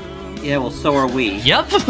Okay, well, first of all, I probably shouldn't be the one to be fighting here. Murphy is going to pull out his knife, and you're gonna hear him shudder, and he's just gonna go, So we know that that's its tooth, right? Yeah. Oh, fuck me. He takes his knife, he puts it in his mouth, puts it right under one of his teeth, and shoves it in. And Murphy is going to take 6 damage as blood starts to pour down his mouth, and you can just hear him muttering, Fucking of course. Of course it would be that. I knew it.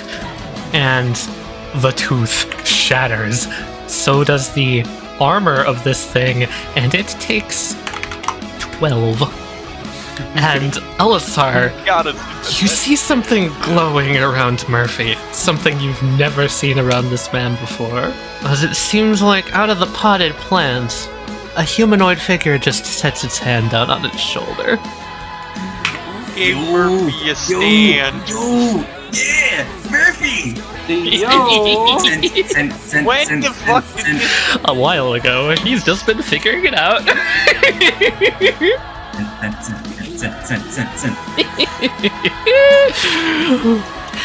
at that, Mr. Steve is going to run back in, bring down his big sword, and slice this thing.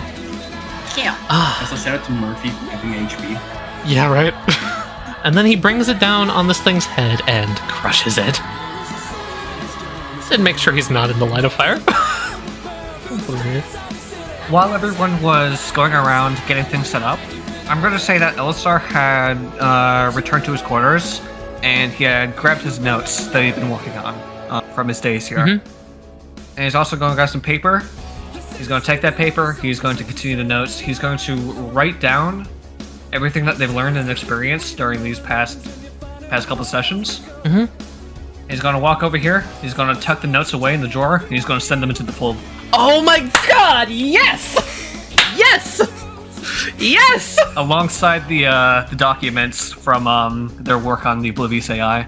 God damn He's just gonna genius. safely tuck them away into the fold and hide them in the drawer. All right. Before, turning back towards the opening, and behind this wall, that's where all the chemicals and stuff are stored, right? Yes. Oh yeah, that is the storeroom. Yes, it is. All right, I'm gonna go in there.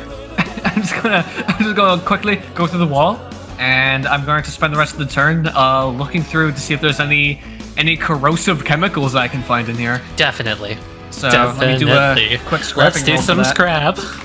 Here's your universe. Oh my god. Universe is being a little bit of a Universe is cunt nuts today. Very much Hey, so. hey, universe. That's a nice roll You sure there. you want to do that? It'd be a shame if I. The same roll. Well, at least it wasn't worse for Ellen. If I were to spend, like, say my action here to do the scrap roll, and also spend specifically my action for next turn to finish scrapping, would I be able to add, like, a +2 from patience? I'll let you do that.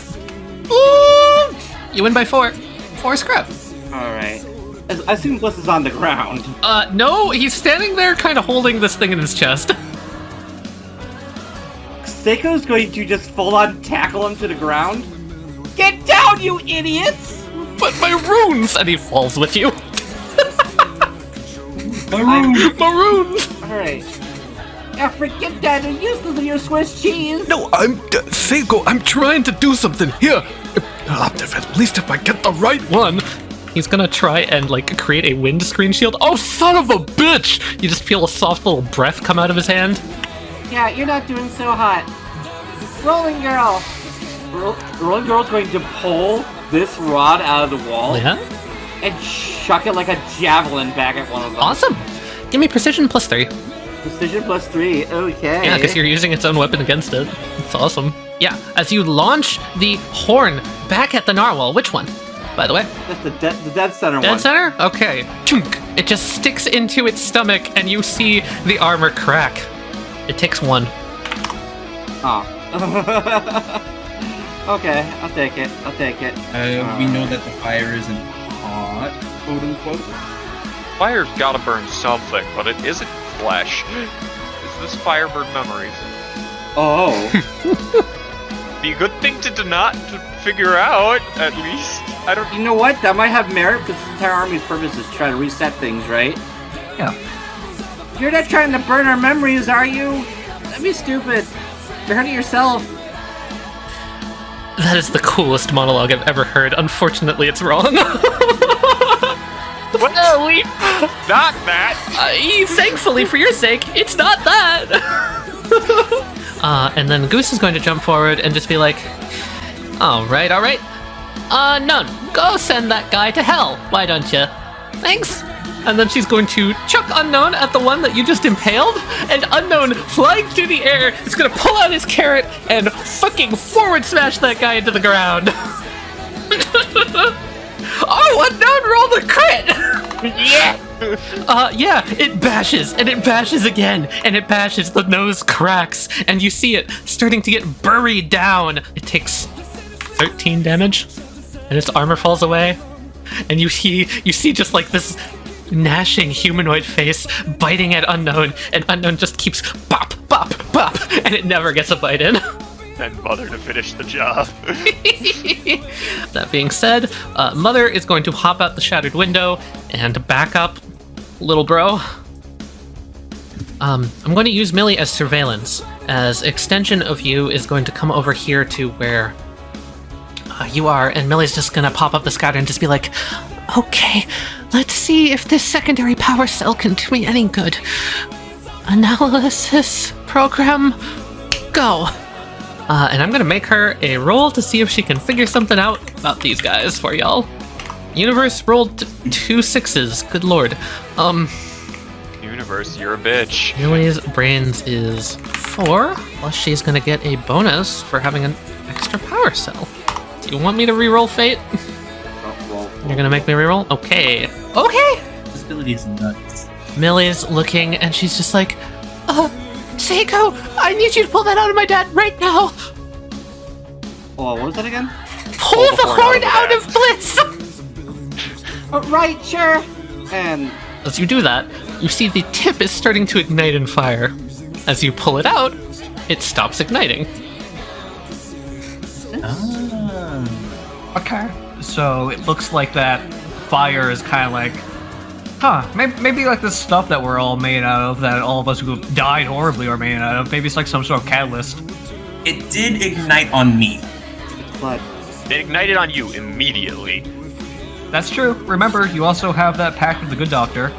Does this stuff ignite in the presence of blood?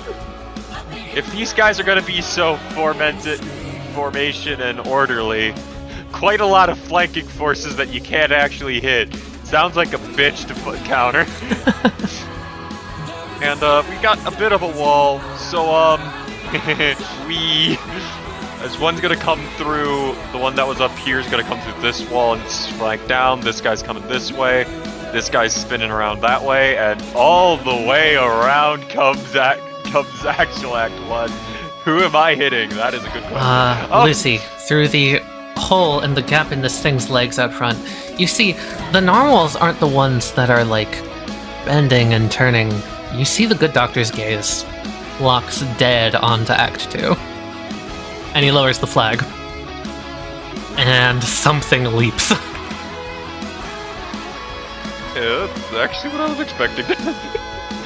The dog goes to bite down. Suddenly, there is no Act 2 there anymore. It bites down on Snow, and you're able to get a sneak attack behind it, dealing 6 damage. The narwhals are noticeably a little bit scattered from that. One of them has turned and is facing back towards you. The other 3 are still kind of like coming this way, but the other 2 have been completely cut off from the squadron. That was the goal, was to scatter the squadron. It worked! You got the attention of something else, though. I can play. He can play with the dog. Actually, I know where this one's going. He's going into pit. Oh, I love him! I love him! He's going to rush up here, and you notice him crouch down like he's about to input a Street Fighter move, and then he does an uppercut into this bird stuck in Tricky's bubblegum. And just full-on punches it! Punches the frostbitten! And as he does this, he just, like, flicks something out of his pocket like he would a gun, and spins it around a few times. You notice him quickly open up a plastic pouch, stab something into the thing he pulled out, and he takes a sip from a juice box. As the House of Dreams explodes! I have no idea what happened. Very good. I like that this man just did a cinematic finish for a video game. Yeah, he full on did! And then he goes, Trix, how long do you think that's gonna hold? Like, it's not long, probably. Alright, cool. Then I'll hold it. And he's going to stand here and put his hands up. I'm gonna channel him on into the barrier. Oh, fuck yeah! Larry. That barrier's made of blood. That's fun. So you channel him on into it, and it hardens, because that's made of blood! Lucy looks intriguing. She has not noticed. Don't worry about it. I love her. So yeah, you hold the barrier, and it's a good thing that you do, because this thing starts to recover, and it pulls its long sword back down and is going to try and cut the bubblegum. So Larry, could you please roll me 2d6 plus bronze? For the, Wait, I'm shaking. You're shaken, but Tricky isn't, and this is just you amplifying Tricky. 11. Alright. Okay, never mind. It slices right through the bubblegum, tearing right down the center, and slicing a little bit off of Eric's cheek in the process. He takes 3. The barrier down, it is then going to try and push its way in. Oh no, this thing's got a charge. Yeah. Larry gets shoved out of the way. You're no longer shaken. You're gonna take 3. I'll take 3 for moving shaken. That's fine. Honestly, best case scenario. It had to hit you to get in. Then it's gonna try and push Eric out of the way. Lucy encore, Numb. As this thing starts barreling towards, like immediately stopping the juggernaut, Numb is just gonna try and smack him in the knee. Fuck. You have. I have 1. Escalation. Yeah. Wrong like shit. Oh, yo. Okay. Numb slaps it on the knee. You watch it creak and groan to a halt. You've got a moment. It's not moving. House of Dreams sure is, and it's kind of pissed. Both birds are gonna swarm Numb. Numb is gonna use her other hand to try and block the one on the left. Encore, like a dog you bring duck hunting, is going to try and grab it in its mouth and is going to try and just shake it in the air, trying to eviscerate it. Dog hunt dog. You beat it by 1, and you do start shaking it. A little bit of the ice falls off. You have it in your mouth, though. Lucy, like starts smacking his lips. Eric's gonna spend his Bizarre Field point to take an action here, I think. Yes. And he just starts to whisper to himself.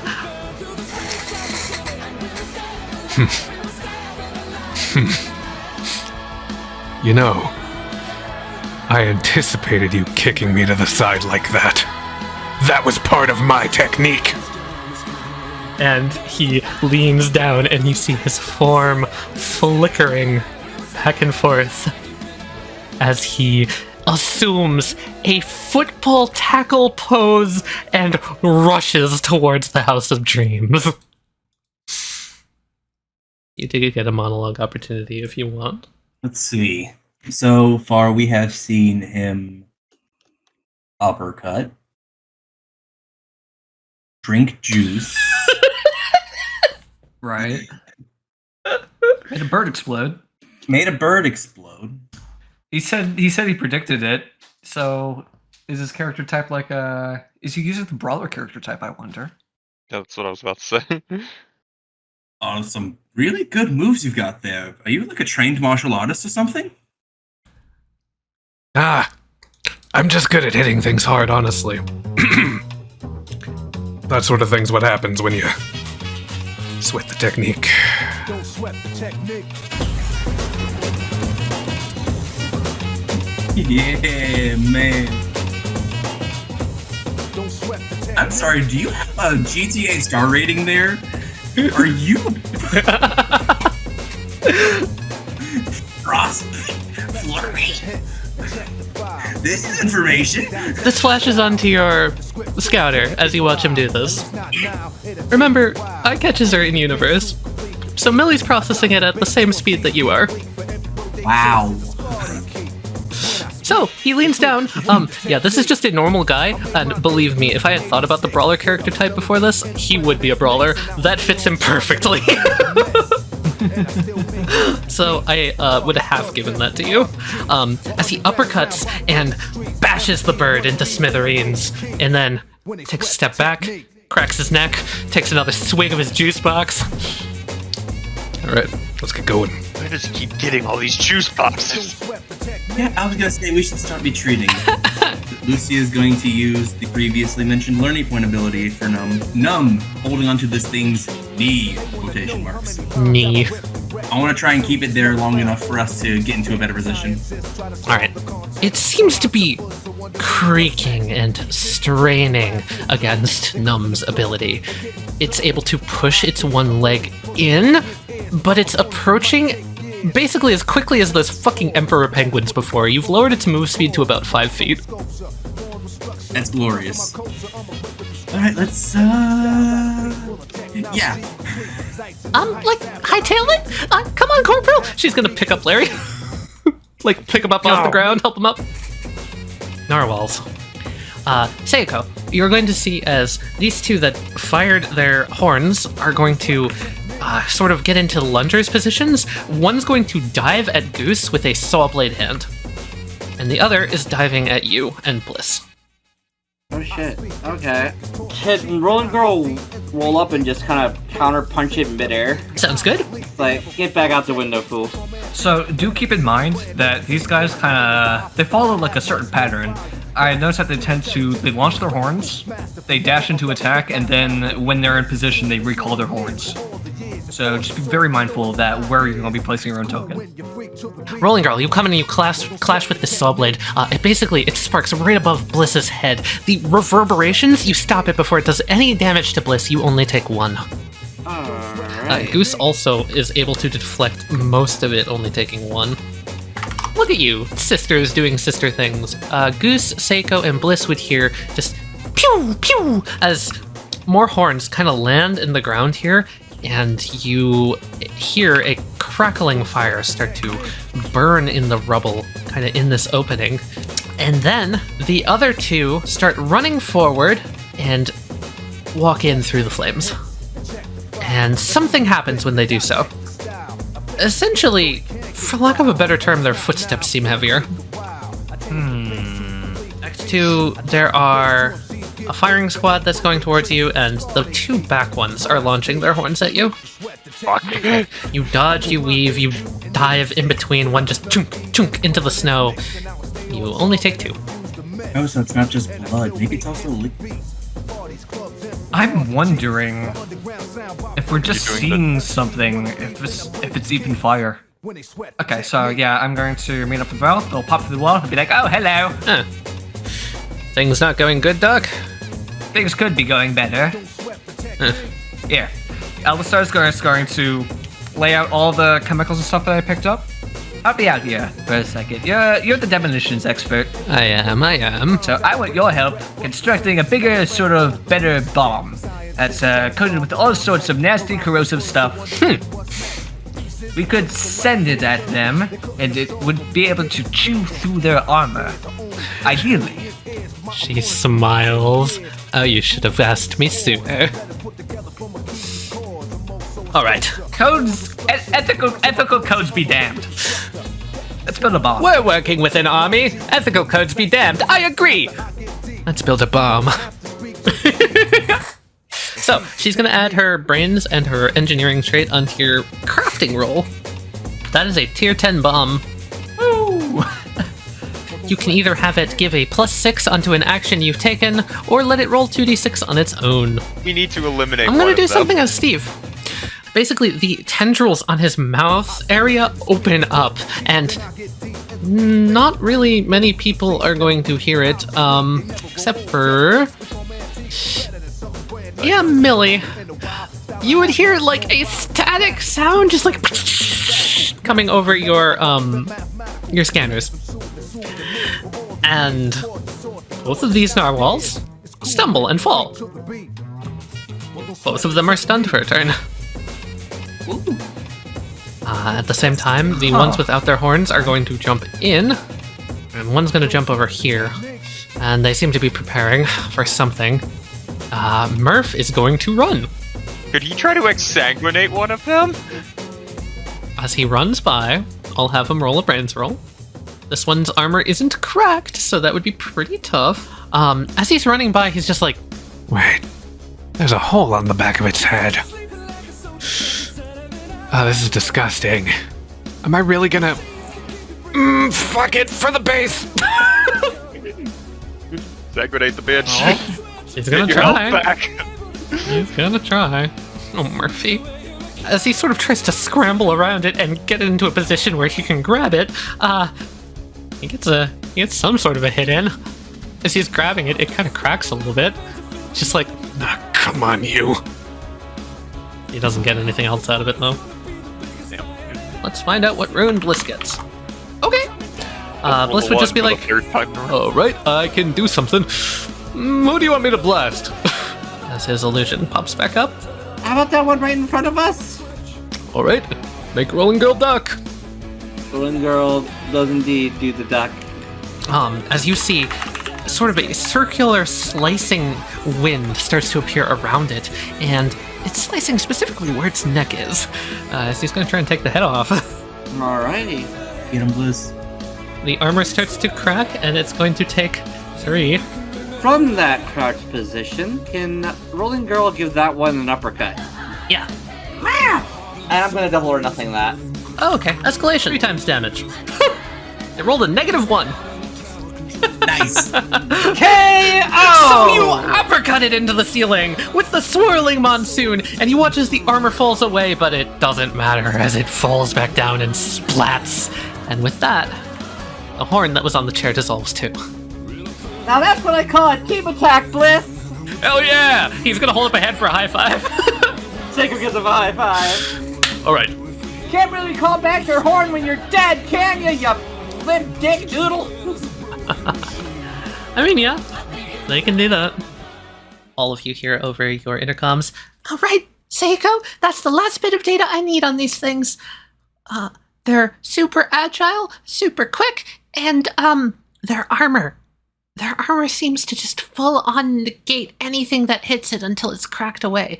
You have to hit the fleshy bits to do anything to them. But when you break the armor, it seems like it triggers a rage response, so maybe don't do it all the time. Still gathering data on what the fire does. From my best guess, it's something to do with the big one. It doesn't seem to be an innate ability of theirs, more so it's something they're channeling out from the large one. That being said, they seem to be its foot soldiers. Frostbitten class, flurry, designation, Warhol.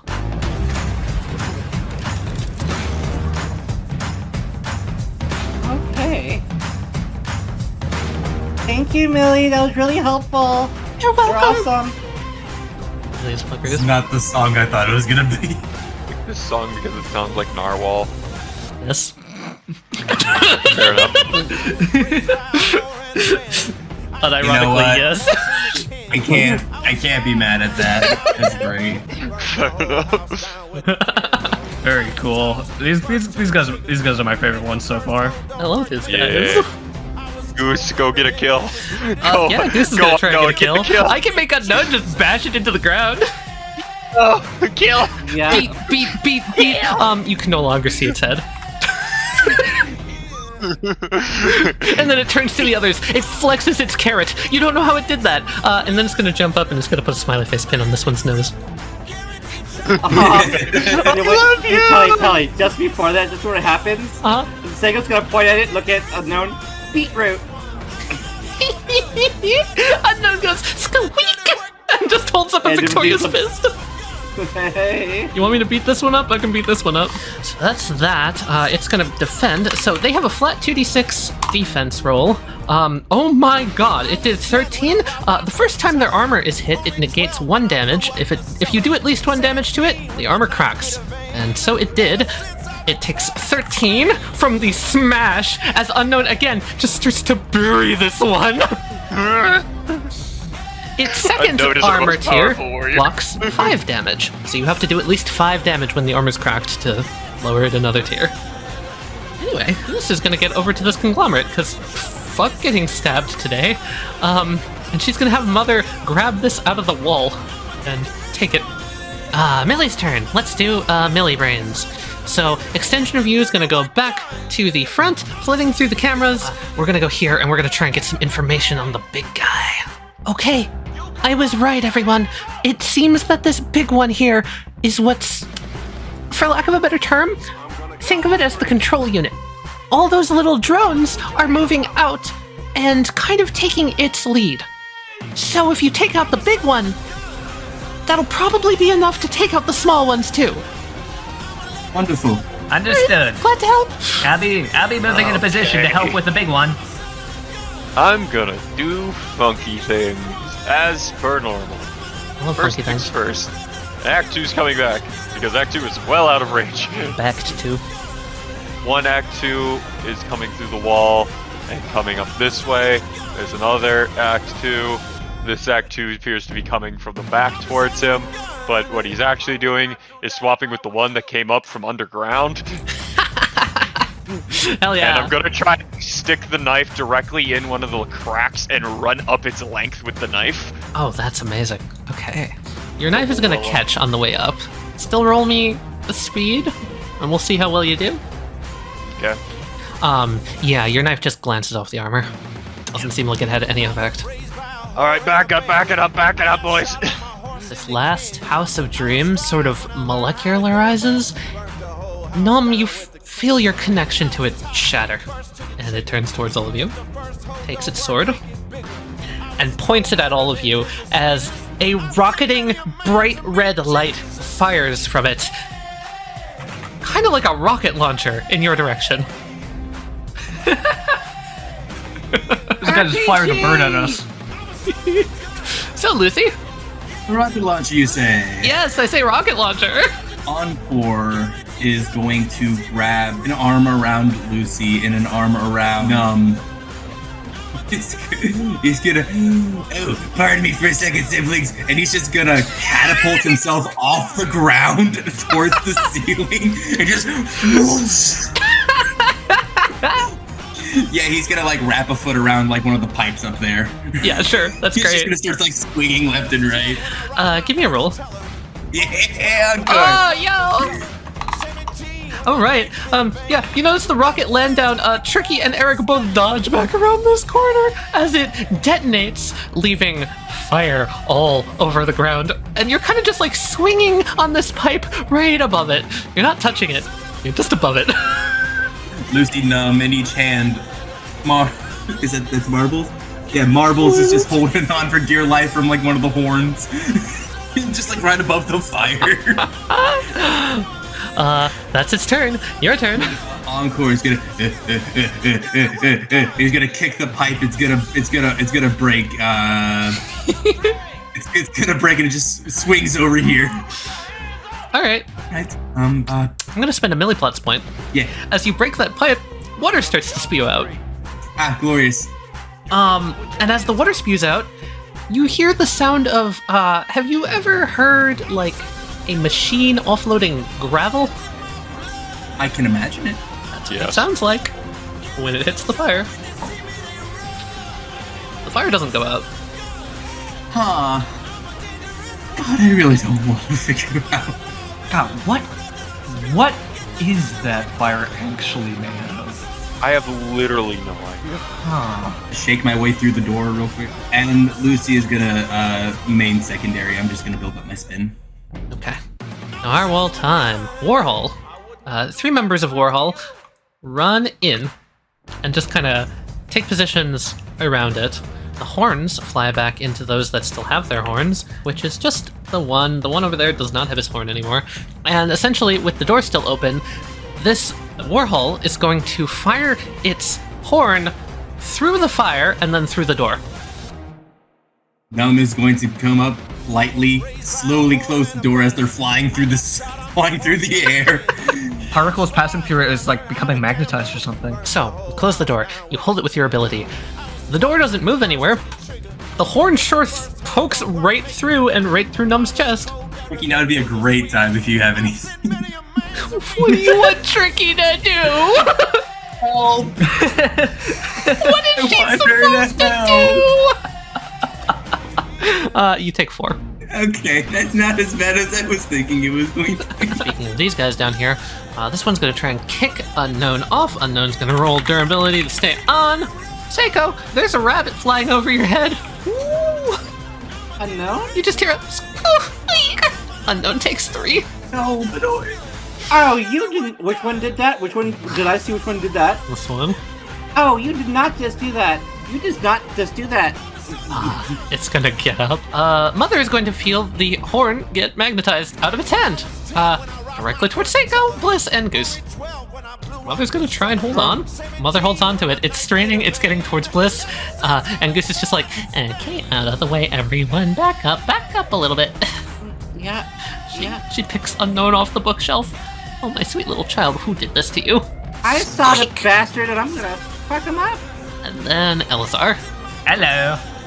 These two are stunned building on a lab. Steve. The one next to Murphy will attack him. Okay, Steve takes 3 from the slice. Murphy steps back out of the way. Not today. Fuck you. If I say, like, go into the 5th and just take a straight line there. Yeah, that's what I was thinking. Okay. Yeah, and this sets me up. Before going into the fold, I will communicate my plans to everyone. So I want to remind you that this is not any sort of hastily crafted explosive. This was crafted by the hands of an expert demolitionist and a genius. It is a tier 10 explosive that I'm going to be using. So it's back with like all those like exhaust pipes coming up. Should be exposed. So he's going to, I think, go through this wall. Okay. So that he can use his ability on the bomb, where he's going to try to fold the bomb into itself to make it as small and as dense as possible. So when it explodes, it's gonna go nuts. Oh. And I'm assuming you're putting it in the exhaust pipes from what you described? Yeah, so I'm gonna be precision rolling it. Yeah, that sounds good. Bye, marbles. Barrels! You place the explosive folded up into the smallest possible point, condensed to its limit. It's just a wafer thin mint. And just... As there is a cacophonous explosion that detonates down across the entire room, and you notice, lightning fast, this thing flips back around to where you were, as you've activated a villainous action. Yo. Uh-huh. What the fuck is happening? Here, I'll give you a zoom. Oh, Jesus Christ. It's beautiful. Appropriately titled, Fuck You, I'll come through like a big deal. When the armor is destroyed, it turns back on its attacker, and it brings down its now claw-like hand where the battering ram was. It seems like the battering ram has completely shattered off at this point, and it, as you're trying to step back into the fold, is going to lay down a slice at you. You are currently shaken, and I will tell you, that'll only affect the first one. It gets 3 attacks. Oh, okay, multi-attack then. Okay. Uh-huh. On the first slice, just you take 8 damage. And you are no longer shaken. It holds up its other hand, sort of glowing with a wreath of fire all along this shattered sword, and it's going to take a slice at you. Okay, can I try to quicker go back into the fold? Yeah. As the fire comes in, leaving a screeching wake in its place, you step back into the fold. And third, it can no longer see you. But it's gonna still try. It's still gonna try. I'm gonna give it a disadvantage on this one, basically. Okay. The fire burns in the fold. The fire has its own form in the fold that you can see. It's sort of flicking and crackling through the very foundation of the base. You can almost see it going, interestingly, down into the concrete a little bit, almost like the mosaic cracks you'd see in concrete are being filled in by flame. And that flame is going to spread towards you as it places its hand in the spot that you used to be, and the fire is going to get bigger. Okay. Like such. I hop down this pipe. Alright! As the fire starts to encroach, you quickly readjust and hop down the pipe, going back to whence you came. And Elisar, you dodge it, you get out of the way, you're almost positive, you don't feel anything until you land. With a clunk. Your left foot. You can't move your left foot. Oh, fuck. That's fire. It's... Whatever it is, what I am seeing is it. In its whole entirety. In its purest state. That is the reality of the fire. There is no extra volume or shape to it that I would be seeing in the fold. It is what it is. And what it seems to be doing is taking anything that goes through it and transmuting it somehow to become more metallic in its properties. You are partially correct. So I have this motherfucker in front of me. Rolling girl, go for the punch! So, Rolling Girl hefts it up and tosses it towards Mother. Mid-air, Mother's going to take this vibrating horn and aim it down towards Warhol, rather than its face where it was trying to go back to. The spear goes directly into Warhol, cracking the armor. 4 damage. Hell yeah, sis! Goose, not much time to rejoice, just simply hoists up Unknown and is like, I'm getting a feeling that we're in a really bad spot right now. Oh yeah, we should probably move. Less talking, more blasting. Oh, for fuck's sake! Come on! Quarter to one today, Bliss. Bliss is just like, alright, my stand is not cooperating. You and I are gonna have to talk later. Which way? The others need help. Points back down the hall towards the, oh, that shit. Bliss is gonna run this way. Goose is going to get halfway over that way because of picking up Unknown. And I'm gonna move over to Steve, ? Who, these two narwhals seem very, like, stuck, basically.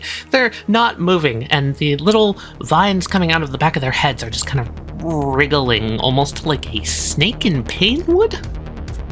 Steve is going to run this way, and Murphy and him are kind of backed into a corner, so he's going to take his big, viney sword down on this one.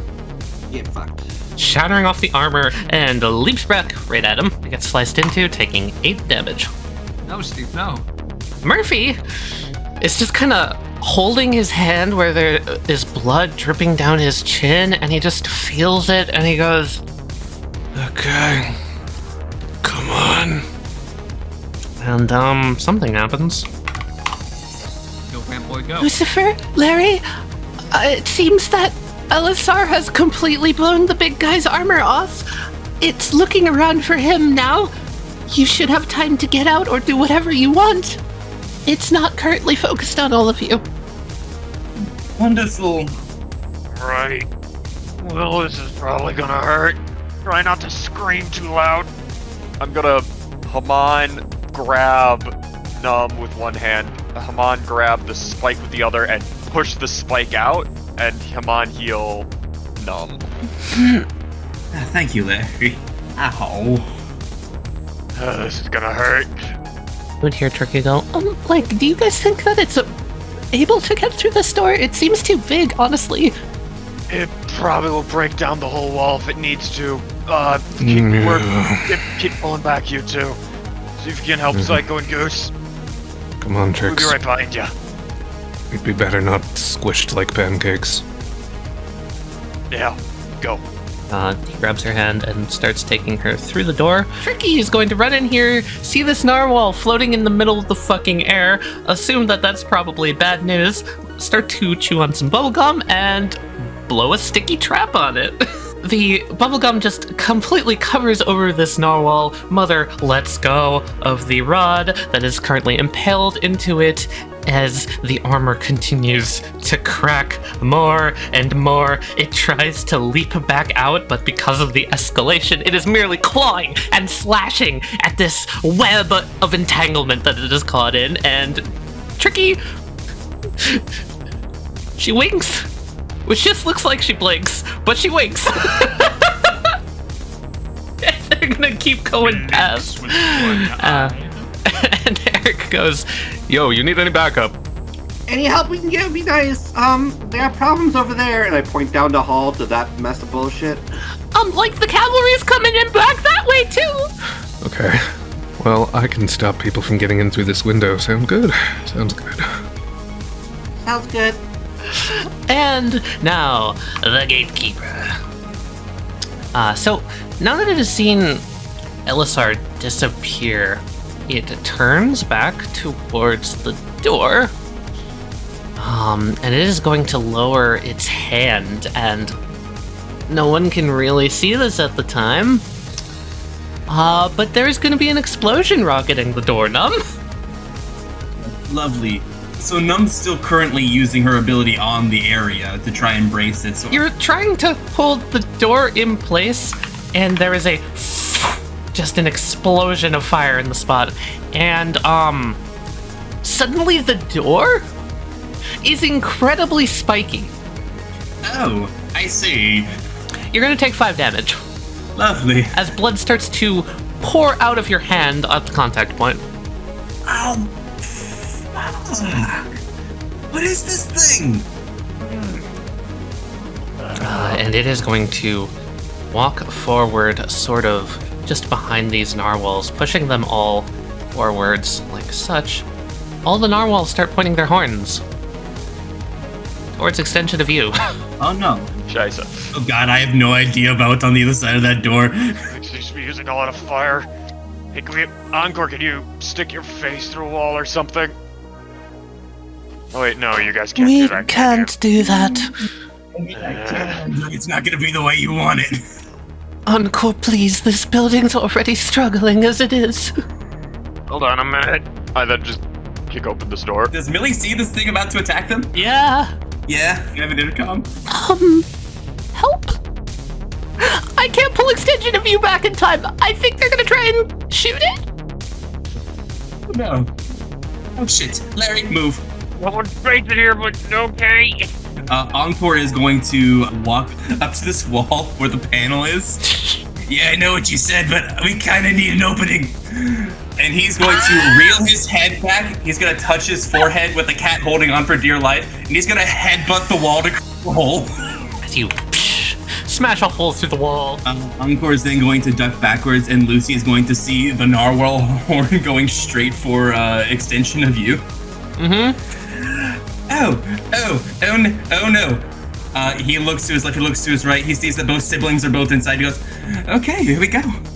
He's going to take his spin ball, and he's going to look, his eyes are going to beam straight for the narwhal horn, and he is going to throw his spin ball to try and hit the narwhal horn away from extension of you to where it's going to interfere with the others trying to shoot at it.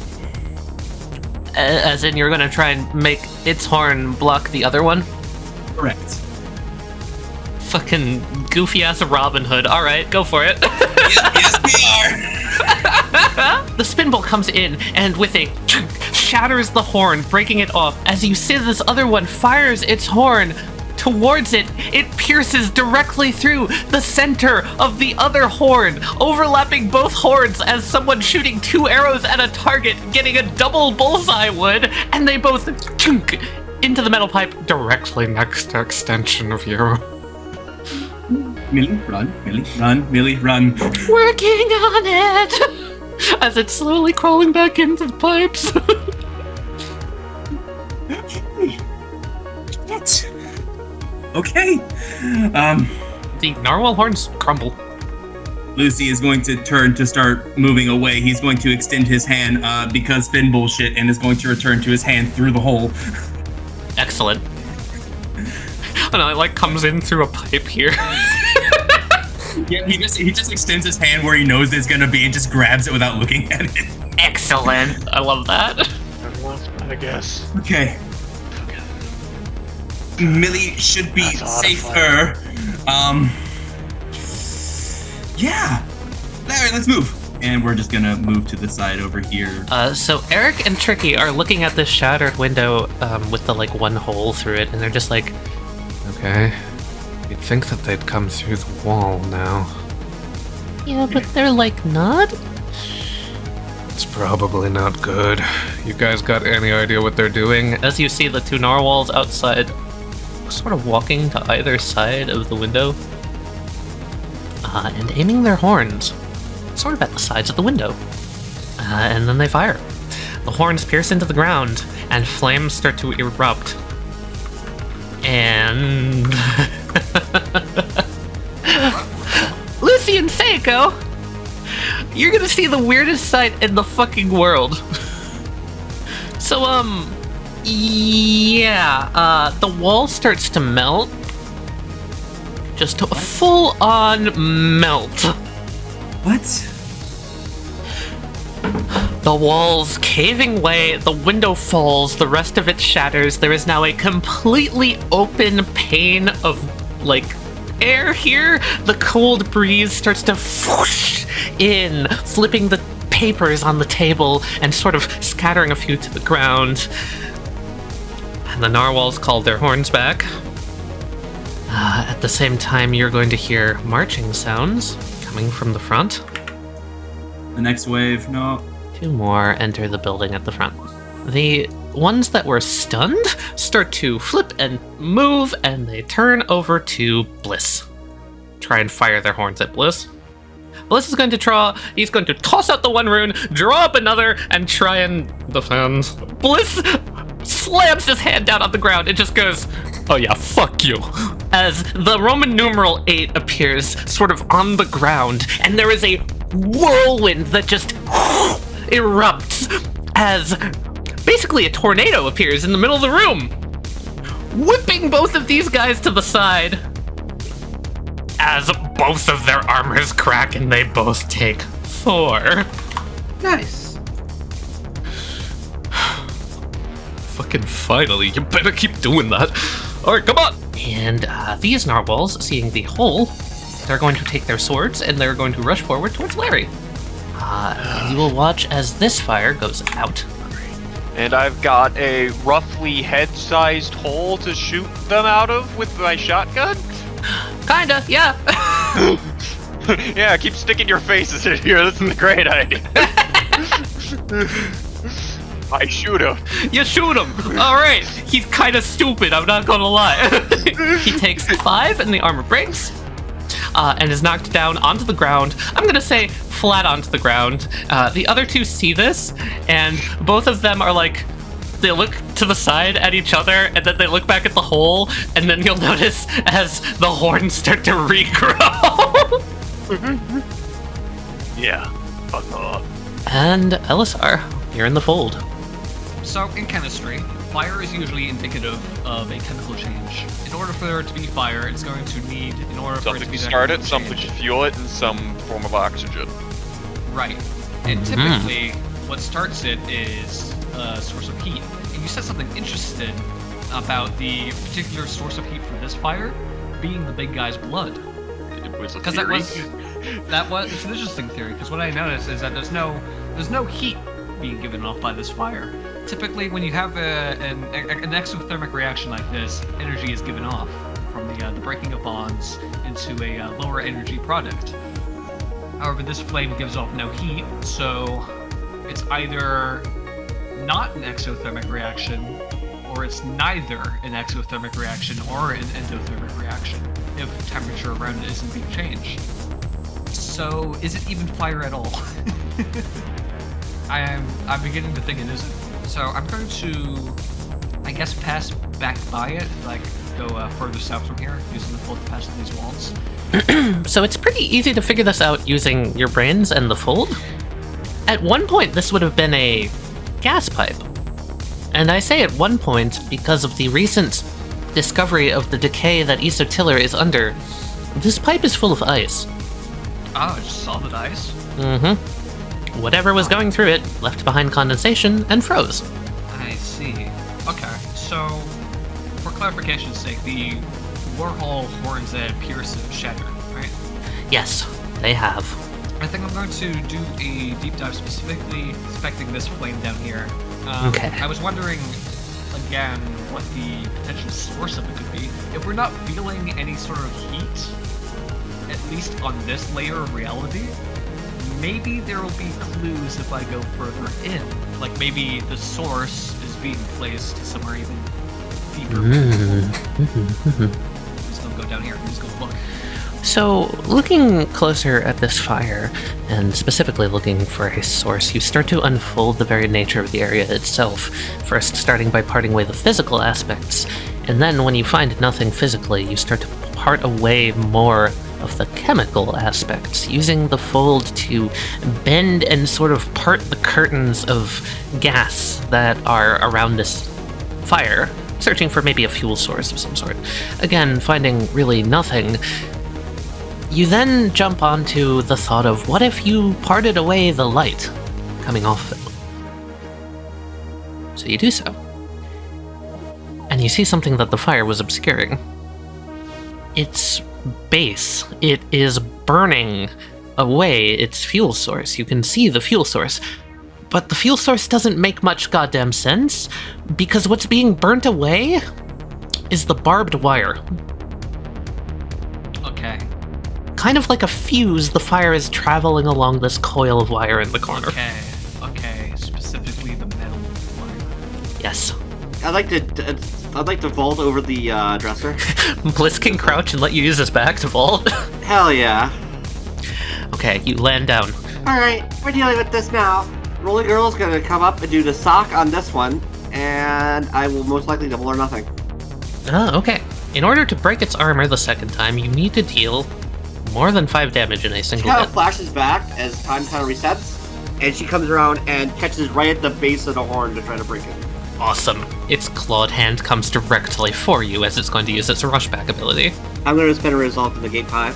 You only take 1, and it stands there, gaunt, haggard, a raspy breath coming from its mouth where this horn is protruding, sort of standing in a leaper's stance towards you. And before it can leap down, you're gonna see a projectile flying through the air towards you, and you hear, "Catch!" I catch Benoy. The Benoy takes out a smiley face pin and pins it to your lapel. You feel reassured. At the same time, we're gonna have Bliss come here. He's going to draw out a rune. We're gonna see what Bliss gets. Oh, yeah! Razor winds start ripping into this gangly form at the top of the staircase as Bliss holds his hand out and the Roman numeral 9 appears above its head. And as the winds slice, basically a chill breeze just down the stairs and into the basement below. As what you're looking at, it's no longer really a Warhol. It's more like a shiny ice statue. It's fun. Murph Yo, is Murph going to again. just be like, Oh, fuck it, I'm not dealing with this today. Yo! Steve, or whatever you're calling yourself. Steve does not look over. Yeah, fucking hell. Cut off my head! What? Steve looks No at it way. for this time. Steve blinks. You fucking heard me. Do it. Murphy? Steve looks at this thing, looks at Murphy, looks at this thing, looks at Murphy, shrugs, takes the long sword, and is gonna cut off Murphy's head. That ass. Okay! Oh, excellent! So Murphy's gonna take 15. As his head falls onto the ground in a spray of blood. As this happens, the stand to his side sort of just snaps its fingers, and like a sliding concrete block, the head on this Warhol just falls right off. Oh. So owed. Steve's Now gonna Robbie's step back own and stand. guard Murphy as Murphy, fucking immobilized little Murph, is gonna sit there for a turn because he's gotta put his head back on. Can I? Just watch that. Ezler over to Billy would just be like, you think that that's a normal thing for vampires to do? Is that like, am I gonna stop doing that? Is that like an instinct?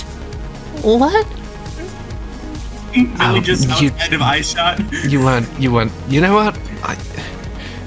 Look, you don't worry about it. It was. I kind of wish I didn't see it too. Learning from her choices before, Millie is going to send extension of you sneakily to the front of the base. And you'll hear over the intercoms as a little video display links up to everyone, and she'll go, Okay. I think they're trying to set fire to the front of Eso-Tiller. as this group here you all see, they're pointing their horns at different spots along the ground. And he's still here. Lovely. Wait, hold on. No, most of them are doing that. And then she turns the camera so you can all see over here. This one breaks off and starts running this way. I don't know what that one's doing. Could be potentially heading towards the northern entrance. Oh no, Dean. Play with fire, huh? You know, if they're trying to get us to fucking pretend to be fake here, they're not helping you much by leaving no base for you to fake with. I think they're trying to format the hard drive, if you know what I mean, Larry. Yeah, I know, but... That term of phrase is terrifying to me. Oh shit, I still had this on. Sorry, Millie. Information went out of fucking military usefulness, fucker. Complaining about this wasn't a military base and he's still using fucking line formations. I mean, seriously, one well-placed artillery around. Can I do a thing? Yeah, sure. Ugh, Oh shit. let's drop some motherfucking ordnance on this. Oh! Yo! One's going there. One's going there. One's going there.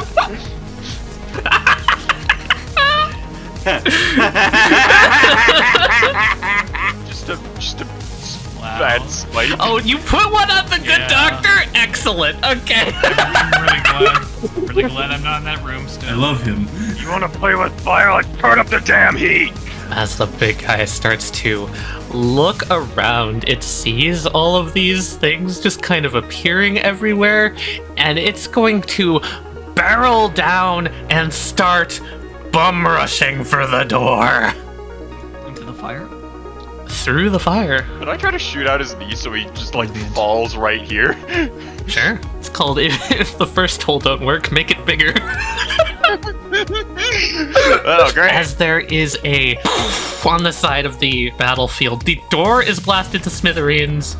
Bam! Lets its foot down here, kind of knocking you onto the ground. Larry, you're going to take 5. It then takes its clawed hand upwards, and I'm going to spend a resolve, as it's going to grip both hands around the sword that you notice is kind of extending out of its flesh, and it's going to try and impale it down into you. Act 3, grinning, like in the picture says, "Oh, we having a sword fight now!" As he pulls a giant one-sided buster blade that has like a jet engine on the back, and he's gonna leap in and just go for it. Sword fight! Sword fight! Oh, hell yeah! As it comes to ram this sword down, there is a clash, a shatter of sparks, and Act 3 and its swords sort of slicing into each other, and just a little hairline crack runs up the sword. Take 6. You know what they say? Bigger they are, the more fun to cut them down. Well, you're far more fun to listen to than the other one. Oh, you're new. This'll be fun. What? This new one? Oh, look at that. Yeah, cool. I can't help but notice he's slowly getting more and more off his rocker. Nothing wrong with that. Says you! Lucy's gonna see these two clashing swords, and he's gonna take the opening. Lucy's gonna lob his spin ball straight for the glowing eye. These two are clashing too much for it to even turn and collide with your spin ball.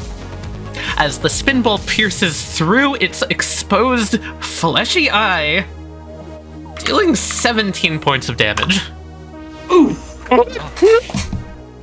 Hey, Amy. Yes. Question about your cat. What about the cat? Your most recent learning point.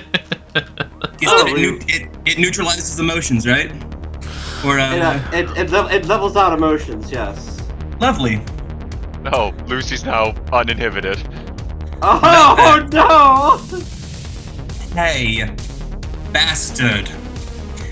Get the fuck away from him. Oh. Oh. Lucy's been secretly charging his secondary spin ball. I would like to deactivate my secret action. The current spin in that one is 3. I would like to spin to resolve to throw that spin ball where the other spin ball just hit to collide both of them together. I want to rank up. Oh! Yeah! Yo! Yes. Hey, Encore. Yes, Lucy? Throw me. What? What? Throw me. Throw you? You want me to throw you? Yes. Okay. Lucy, with his crystallized spin ball in his hand, is going to let Encore grab his other arm, and he's going to fling him. Lucy's going to jump on this thing like a primal animal, and is going to dig, instead of throwing the spin ball, I'm going to dig the crystallized spin ball into the previous one, transferring spin. Oh, fuck yeah. Okay, so the previous spin ball has taken Barrel. place of its eyeball. Its eyeball is currently splattering blood all over your hand as you push this crystalline ball from the butterfly even further into it. Give me a spin roll. Do it. Do you want some more? As you push the spin ball further and further, basically making a mashed paste of its head. Lucy, you start to hear something. You hear the sound almost like a saw blade running into metal as you cut its flesh. It's surprisingly a lot harder to cut into it than you'd expect it to be, but that doesn't stop you from doing what you do, as it takes 16 damage. I knew it, okay. And it's gonna spend a resolve to only take 6. Sorry, a bizarre field point. And then, can we have Eric and Tricky do their things? Yeah. Tricky's gonna blow some bubblegum and try and block up some of the wall. Looks back at Eric. Eric's just like, Yeah, that's not gonna work. and he is going to jump here and be ready to intercept as this other narwhal, he clocks it in the face. It doesn't take any damage, but it is knocked back, and he just lets out a, Stay the fuck out. let's go to these guys. They're going to shoot their horns directly into the ground here. And a fire starts to rage at the front of Eso-Tiller. These 4 fire their horns at the ground, and a fire rages here. Are we seeing the outside of Eso-Tiller begin to melt in the same way? Yes. Okay, I have a hunch. I have quite the hunch. I hope I'm onto the right thing here. Save! I have a question. Do you guys want Millie to do something risky but really fucking cool? Oh boy. Is she gonna unopposed monologue? If she stays out here and stares at him, he can't teleport. That's exactly what I thought his thing was. And she's pretty well figured that out at this point. That's a good idea. We have Millie monologue that. I mean, you guys have all basically said as much, so I'm asking if you want her to do that.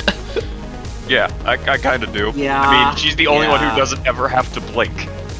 True! The good doctor starts to raise its hand up, and then all of the frostbitten turn away from him. And as this happens, Millie, all of you can see on your scouters as she turns her head towards him, and he turns his head towards her. And you hear her go, Oh. If I'm watching you, you can't leave, can you? so the good doctor tries to teleport away, and doesn't. Yeah. Better get blown up. This I guy... think these three. Yeah, that one in the fire is not moving.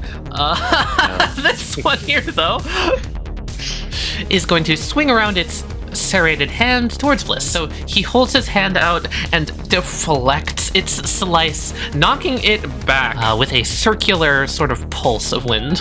As Murph puts his head back on and heals for 15.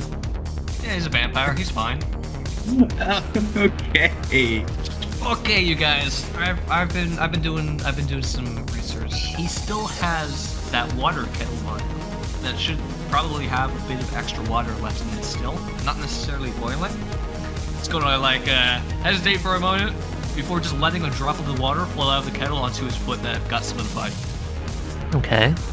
Now, if I'm on the right track, this is either going to A, thaw out his foot, or B, melt it off entirely. I'm sorry, Doctor. It does neither. It's just going to drip onto your foot. Do anything. It's not going to Okay, do damn it. anything. Okay, my hunch was incorrect. I was thinking the fire was causing things I went through to become ionic compounds. I love your thought process. I think it also has the ability to change items in it into metal. Into metal and change the shape of metal. Okay, I was trying to identify if it has some sort of weakness, though, is the thing.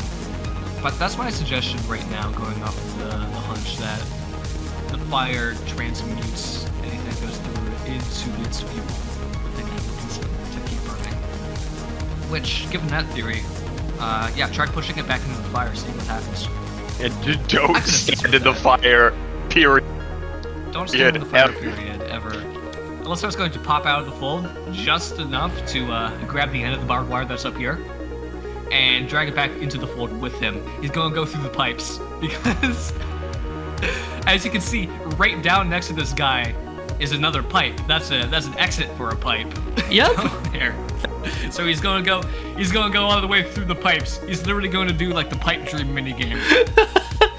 He's going to use visions to manipulate the shapes of the pipes, giving him a stealthy route over there, so he can very subtly wrap the burning barbed wire around part of the sky. Okay. So that once the fire catches up with that end of the barbed wire, he'll be engulfed and have no way to get away from it, because it'll be part of it, like attached and like wrapped around him, you know? Yeah, I see. So he's gonna pop out down here. It's gonna be very subtly wrapping it around like his leg or something. If my theory proves to be correct, once the fire reaches this fellow's lower half, it should start consuming him as fuel, as it seems to be transmuting whatever chemical compounds it comes into contact with into something it is able to use as a fuel. The fire that we are seeing is a release, not heat, but of light. Some sort of chemical reaction that we're just not familiar with yet. Yeah, you're 100% correct. Okay, it's a consistent contact type thing. Okay, I get the deal. Millie comes over the intercom and goes, Okay, I've studied it enough. From what I can gather from this fire, it's not really fire. It looks like fire, but it's sort of just an after product and something that the burning is giving off, kind of like a chemical reaction of some sort. But what you need to know is that it can burn anything at all. But it only comes from their teeth. So whatever that tooth touches can start a blaze. And whatever it burns, anything that goes through the fire turns into what it's burning. So if it burns the condensation at the top of the snow, the walls start to melt. If it burns a barbed wire, the door turns into barbed wire. Alyssa, I think you're onto something. Frostbitten class, Glacier. Designation. Tell the world that I'm coming.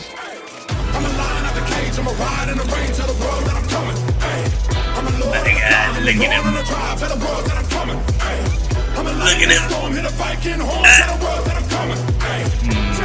I should pass on that intel to Lucifer to let him know that this guy's about to become barbed wire. Yep. I don't know how good it's at moving if it's made of barbed wire, but you might at the very least immobilize it. I'll keep it in mind. And maybe begin looking for other sources of flame that we can use to our advantage. I'm gonna grab this one by the horn. I'm gonna hit a motherfucker with a motherfucker. Okay, ice hammer. So you bring the hammer down as the ice shatters, blasting both of them to smithereens and caving in this television. Seiko walks up the stairs. She's got her hands in her jacket pockets. She has a rolling gold on one shoulder and unknown on the other. And she just looks pissed. Except you've got a smiley button, so you're actually smiling. It's a psychotic kind of smile. And then Goose just goes, "Wow, remind me not to get on your bad side, Christ." I'm gonna take the die I've been scoring on the 3 spin. Can I shoot it at this motherfucker? That's an action. So, unless you spend a resolve, no. I will spend a resolve. Okay. It takes 1. The armor cracks. Does not move. Over here, Pinocchio! It does not turn towards you. Amy, that one is turned into stone. Or rock That or one something. is made out of stone, yes! Larry. You all start hearing whistling sounds. Then you all hear a big explosion, or a series of them, as all of them explode. Adding more fire to the fucking... Yep. To the mess. Alright, they're knocked back. The ones directly out front that had just fired their horns, all of them are hit for 4, and all of the armor cracks, and it's gonna leap at you. Can just shoot it. Alright, it takes 3. And as for Good Doctor, the Good Doctor looks up as there's this coming right down on top of him. Big old bomb. Slowly raises up its head, and then there is a cataclysmic explosion. You'll see something fall.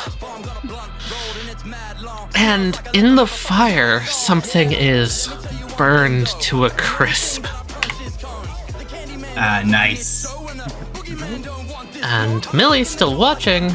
You would all see as something starts to round the corner towards the Good Doctor. Up top. Aha! Just sort of suddenly there. And it takes a step. It dashes. It dashes, yes! Cool. Alright, 6 more. good lord. If we can keep him from leaving, I think that'd be funny. Since Plus, there's a these might delay. be a little harder to reproduce than these guys. Tell the world that I'm coming. So along the fuse, the fire comes behind you, Elisar. Right up to its leg. And its legs set ablaze, exactly as predicted. They were made of barbed wire, and now they're burning. Hey, Tali. Yeah. As the fire passes by Elisar, can I get a little bit of that barbed wire on me? Yeah, where? Flippers. Okay. You set your flippers into the fire. Your flippers are now made of barbed wire. Yes! And I can flippers! You can't feel them anymore, but you can bend them, and they're spiky. Okay, I'm about to slap a bitch. It's going to take its big ass hand and try and grab this obnoxious little biting guy off of it. Oh, I'm not done with you yet. It's done with you. Lucy is going to, after grabbing the spin ball, slam it one more time down into there and have the spin dislodge. And like how billiards clack against each other, he's going to send himself flying into the air. He's a little 3 damage as its eyes gouged even further, and you launch yourself out of its grasp, and it stumbles! Flying through the air, Lucy is going to charge another spin. I am now at max spin. And he kicks off the ceiling back down on this thing. He throws his pinball and extends his foot. He's going to try and, like, Ganondorf down B this man in his face, connecting the spin balls. God, you just keep clacking this guy's brains. He's got, like, nothing left of a head at this point. I want it dead. That's fair. Give me a roll. All I can imagine Die. Its eye is smashed. It can barely see. It knows you went up from the wind that moved up from it. So what it does is it twists its head 180 degrees, angling the narwhal horn that is coming out of its face upwards, and a fire starts to burn in the air. I'm gonna resolve rush. Oh, shit. Missed my bizarre field. Okay. Does Encore just remove resistance? So you were told essentially that the whole gimmick with Encore is that like, oh, you can describe his ability in basically like baby words. is that basically what you were told, Mikey? Something like that, yeah. Okay. And the thing is, that went in way too easily. Like, Okay. it just goes. Yeah, that's what I was going to get at with you. I'm like, you do know, remove resistance? like she makes things stop, he makes things Go. right? Literally, ain't that just what he does? He just makes things go. Wait, if she just makes things stop and there, is it literally just you make things go? In essence, you are correct. Yes. Can I talk about what we were doing? literally joking about that. We were talking at the end, like if they literally just say go, then we give it, right?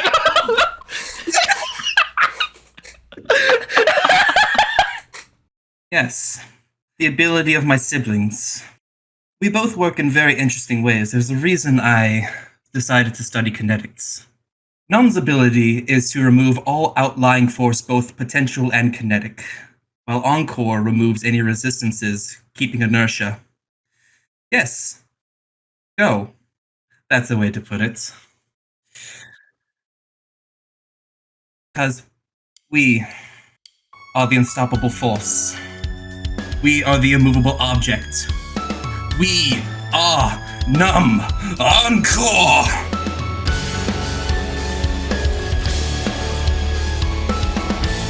It's them. Hell yeah. Totally. So that hits me up to a 25. Encore, who had touched the ball earlier, flashes to continue going forward from the learning point.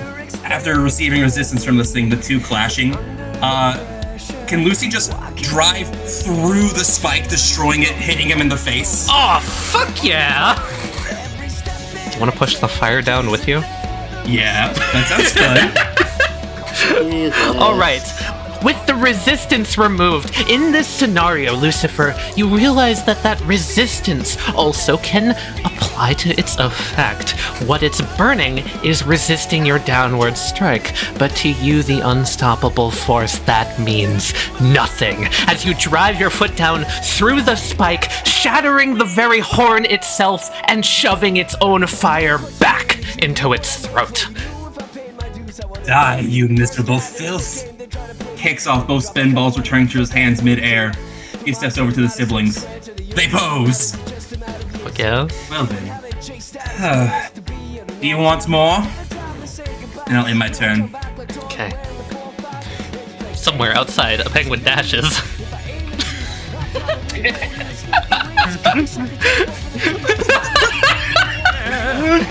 Go! You hear the sounds of footsteps as some of the narwhals are going to run in through the fire, parts of their body turning to slush and snow as they do it, but they hurry to back up their commander. They're all going to take an unopposed... Oh, fucking hell. Okay, yeah, all of them take 9. And here comes a horn. Lucy? Lucifer is going to grab his crystal spin ball into his steel spin ball, and he's going to hold it up next to him as he dodges, and he's going to basically have the spin ball glide alongside it, pushing it out of the way. As it glides right past you. I'm not dealing with you yet. This one here is breaking out of the bubble gum and coming for his back. And also out front, Millie's still taking a look.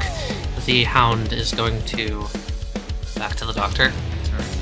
I'll go help your master, huh? Mm-hmm. Elisar. Well, seeing that all these guys are approaching, looking a little worse for wears, I think Elisar would be very sneakily placing a gateway into the fold that would that would affect the trajectory of this artillery shell that's going to be hitting us, just enough that it would be striking the instead of damaging as many of the guys as possible. Just say I pop out the sprinklers right here. Okay. I'm gonna have Rolling Girl come over, grab it by the nose. I'm gonna try to jam it into the floor to get it stuck. You're able to force it down. Hey, mother! Give him some discipline! As the horn is broken off, it turns around and it's going to swing at Mother. Takes 2. The good doctor seems to be trying to retreat. I still don't know about the one that went up north. I haven't seen anything, and I can't exactly get over there. Alright, we'll go over and take a look at it. Explosion time. Yeah. Escalation. Yeah, no mincing words. Everything in this hallway is blasted. Penguin just turns its back to it and takes it like a fucking champ. The penguin takes no damage. Act 3's just gonna try to, shove the sword away from the sword bind and go for a swing at the head that he just partially lost. Pull a slice down at its throat. It takes 3 more. Come on, big guy. You brought me out, so you gotta be worth something. Come on, give me a fight. Give you a fight at Chow. It's going to take its arm to the side, and you're going to watch as the ice from its shoulders shimmers and moves along down the arm as the battering ram comes back. And it's going to smash it down on your head. I'm gonna maneuver my blade so that it's instead smashing down on the blade and try to bisect its arm. Alright, you clash, you draw more blood. Come on. Numb is gonna float up above it and is going to touch its head in order to make it still. And Encore's gonna put his fists together and is gonna use it as a launching pad for Lucy. Lucy's just gonna try and Giga Jewel break this guy. I don't know what that is, so I'm assuming you're dashing through it and exploding it somehow? I want to go through its head. Alright. Numb, holding on to the things, to the back of the thing's head, its body stiffens up as Lucy moves towards with the spin ball in hand, and it starts digging in and drilling in, and then Numb just slowly lets go of her ability as it starts drilling in, as Lucy just straight through it and lands on this pipe that the thing's head eviscerated. And with a splatter of gore, it collapses. Fire subsides at its feet as it begins to melt into the ground all across Eso-Tiller. Every fire, they all wink out all at once. The front of the base stops melting. While it has collapsed a decent amount, fire is no longer there. Are my hands still barbed wire? Yes. Yes, they are. Yes!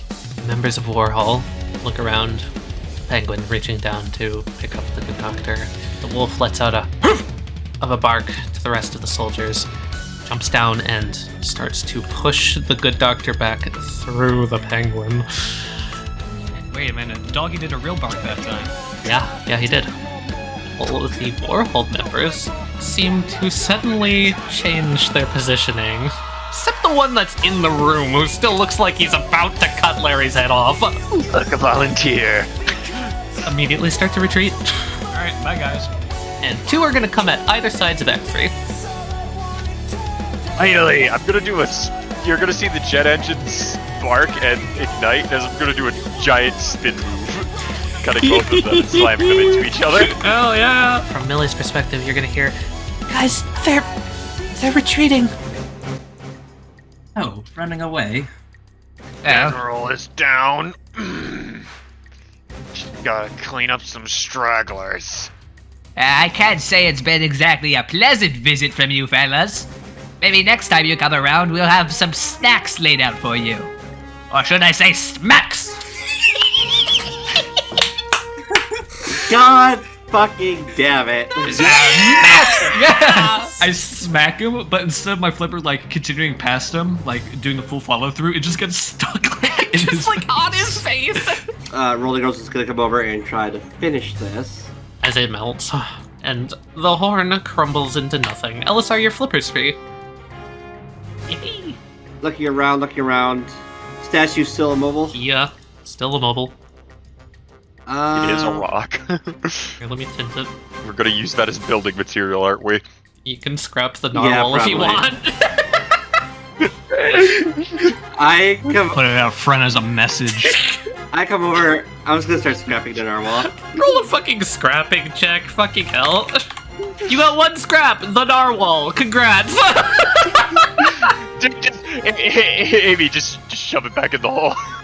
Yeah, I just kind of push it, and I just kind of stuff it in the hole, you know. All right. You plug the hole with it. Rolling Gold and Unknown help me, and I'm just like, come on, come on. There we go. You know, there's some bridges in the world where this. Never mind. Duncan. Bombs away. Let's cut off the retreat from the people on the inside. And 5. Okay. Man's about to Crater blow of up this the fucking- entire Eso-Tiller base. 3. I can't wait for just next time we come back to the Eso-Tiller map. There's just a huge crater right there. 5. Well, repeated strikes like this isn't going to create like a gigantic crater. What's going to create a gigantic crater is if I go in there and I compound all of them into a single point. Oh, Jesus fucking Christ! What are you guys My main goal is to blow up. Okay. Holy shit! Looks like they're coming. I haven't met you yet. Here, Encore's gonna fucking grab this thing. He's gonna throw him against the wall. That's 4. Ow. And it's holding on. Like the fucking death grab of a bulldog. It's not letting go.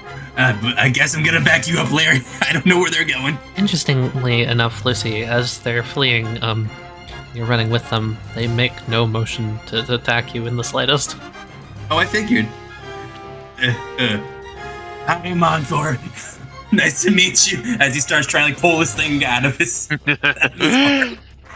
Good to meet you too, kid. Now let's kick some puppies to the curb. Encore just like looks for like a second, like what? And it goes back to trying to grabbing the thing out of his hand. All in the The form of wild things that had shifted is going to shove the good bat doctor back into the penguin, who is not really moving at this point. What's he gonna do? Dodge? Wolf looks up to the sky, looks down, jumps on top of the penguin, and it bares its teeth at the sky. Oh, it's gonna take the hits. Uh-oh. And I'm gonna roll all the narwhals run through. Damn. I do have one resolve to take an action, but I'd be left out there. I'd be left out there on my own, on my lonesome. I I'd don't let give a you shit. get My there. main goal. Let you get there to My do main something goal to cool. blow up. To use a resolve. I'll let you get there. I'll do it. I'll do it. Elisar has an idea and sprints out into the cold immediately. Alright. Wants to get there before the artillery lands. If I was rank 2, I could use my belly slide, but I'm not rank 2, unfortunately. Okay, because he's trying to reach it, I'd like to rank up. Which is something, yeah. I think, because of what I can figure that you're planning, I'll let you do it. Because You can rank up when your blood pressure peaks. Because he's realizing it right now that we can turn this assault on the base into a pretty effective counterattack, having at least a hunch of what lies on the other end of that gateway. He's going to rank up. Getting to here, he's going to look down, using his barbed wire flippers to scale downward safely. Hey, Elisar. I want to point out something really funny. So, Larry, you did something by accident, and I'm rewarding you for it. There's one right in the crossfire. It steps out of the fold, Elisar, and it starts to try and leave the crossfire. I'm not worried about that one right now. We can get that one later. The one that I'm worried about right now is the one where all of the troops went into. That they should theoretically still be on the other side of it to wherever it leads. Very true. Kind of sneaking, kind of like staying low by the rock face. He's going to wait for the moment, right before the artillery strikes hit as the whistling begins, and he's going to focus on himself where he is, opening up a gateway into the fifth direction. And as he's going to travel, he's going to collect them as they're beginning to land, one at a time, redirecting them to be traveling up the same path that he is. He's going to sprint, and as he's sprinting, as he crosses more than 10 feet in a straight line, he is going to initiate a belly slide, allowing him to move twice his movement. Not even realizing he's doing this, right? He's going to be traveling alongside all of the artillery strikes, like he's preparing to do the biggest rocket jump of all time. Stopping right here, he's going to leap up into the air, sending all of them in a direct line straight through the gateway. Oh, fuck yeah! So, Elisar, I have one little question for you. What do you want me to roll? How confident are you at playing catch?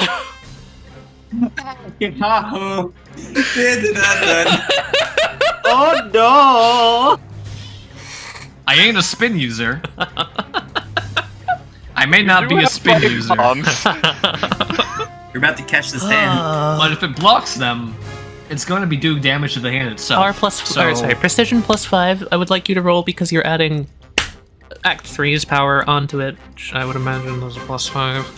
Yeah, it's a +5. Precision And +5. you are Okay. collecting all of these into a singular location. Jesus Christ. Okay. That seems about right. Do I really want to do this right now?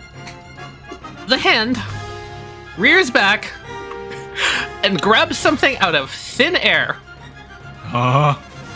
Oh boy, what are we about to see? It's about to unsheath like a huge sword. Oh, it's stupider than that. It's about to hit me with the Eiffel Tower. It's a giant shield. As the hand It's gonna is hit you with suddenly the Titanic. gripping very tightly to what is that an airplane? What? What? Yeah, it's holding onto an airplane, and it throws it at you. I've heard of an No! I've heard of an airstrike, but this is ridiculous. I wonder if this is how the Titanic got here.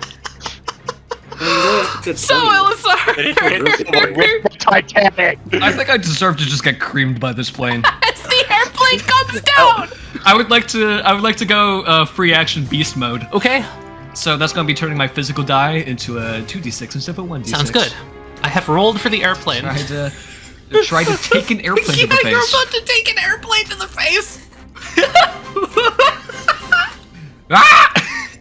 I think it just smacks straight into the windshield. Bird strike. Like a bird getting hit by an airplane, indeed. Elisar, you are smashed in the face, creamed into the ground. You're gonna take 12. Rip, bozo. And you have no resolve left? Nope. Oh my god. Oh shit. Okay. I can't believe this is happening right now. Oh no, Lucy's watching everything. Lucy, you're about to see Elisar get smashed by an airplane. A panicked... Not again! A panicked shriek goes across the intercom. Someone's over by your side. Elisar, you've activated the thing. Learned your mortality. Go to class, Elisar. Let's just pop this back up again. Pop this open, baby. Essentially from extension of you, vines start to come down out of its cloak and form up around the ground. And Lucy, you'll see as it picks up a corpse and puts it into its cloak. Elisar? He's going to be okay. Alright. Alright. Alright. Is that a fucking plane? I would like to say no, but yes.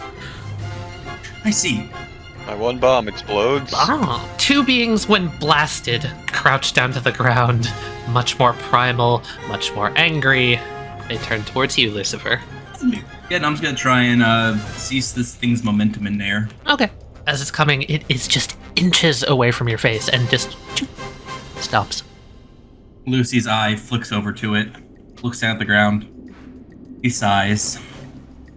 God damn it. The other one's coming in on the other side of you.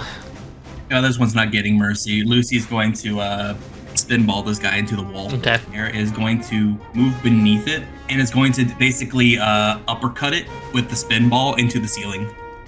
Lucy's just going to begin staring out to the now being repaired Elisar. Elisar, you're only vaguely aware of what's happening right now. You feel this sort of throbbing headache. Colors are flashing all around you, and you feel this gentle touch as if you're being carried. And you see the last of the narwhals barely together, its nose at a broken angle. Jump, ducks its head underneath the hand, and slides in.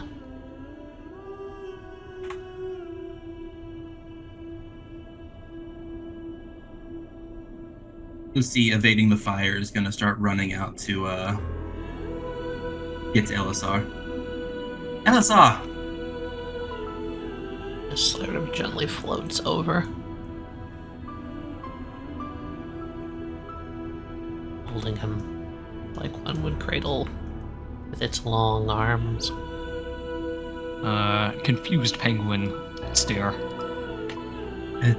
Doctor is not in. Doctor is not in. I'm sorry. I should have gotten to him sooner. Really, it's not your fault. What happened out there? Is that a plane? Shh. You two. You need to get back inside. Lucy's gonna stare at this thing. Now! Now, Lucifer! Run!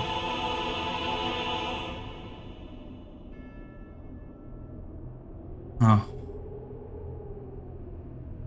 This thing looks like it's retreating back into the penguin. It's resting on the rock. Elisar. Let's get you inside. Lucy's just gonna walk back with you, just keeping an eye on the big hand. Does new Elisar also have barbed wire flippers? He wouldn't. As you turn to leave, the big hand does then sort of shrink back into the portal.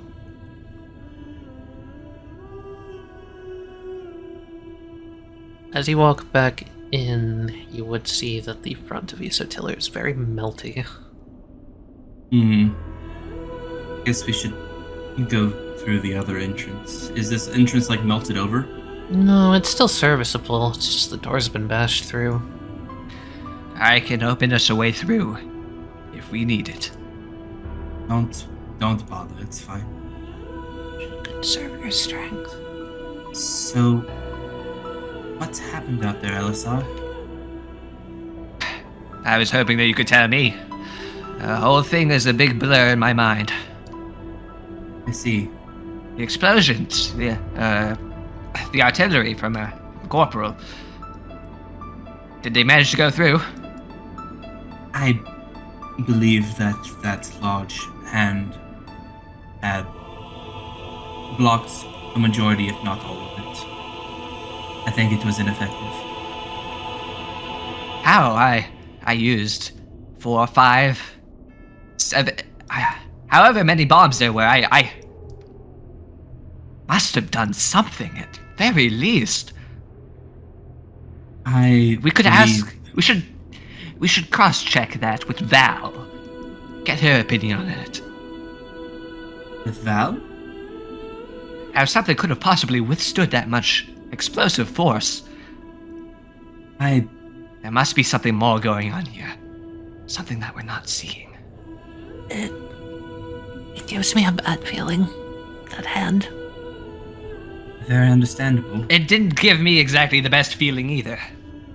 Oh. Neither the hand nor the plane it threw at me.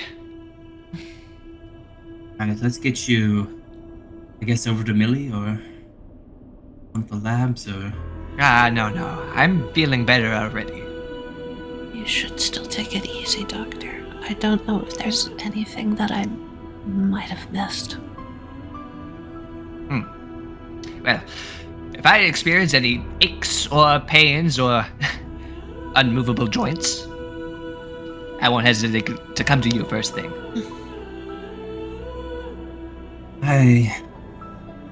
What's happened? What were we doing? What do you mean? Before the chaos, Or the fighting? The assault? before we found out Millie was a robot, before the butterfly. Generally, How far back are we going? what was it that...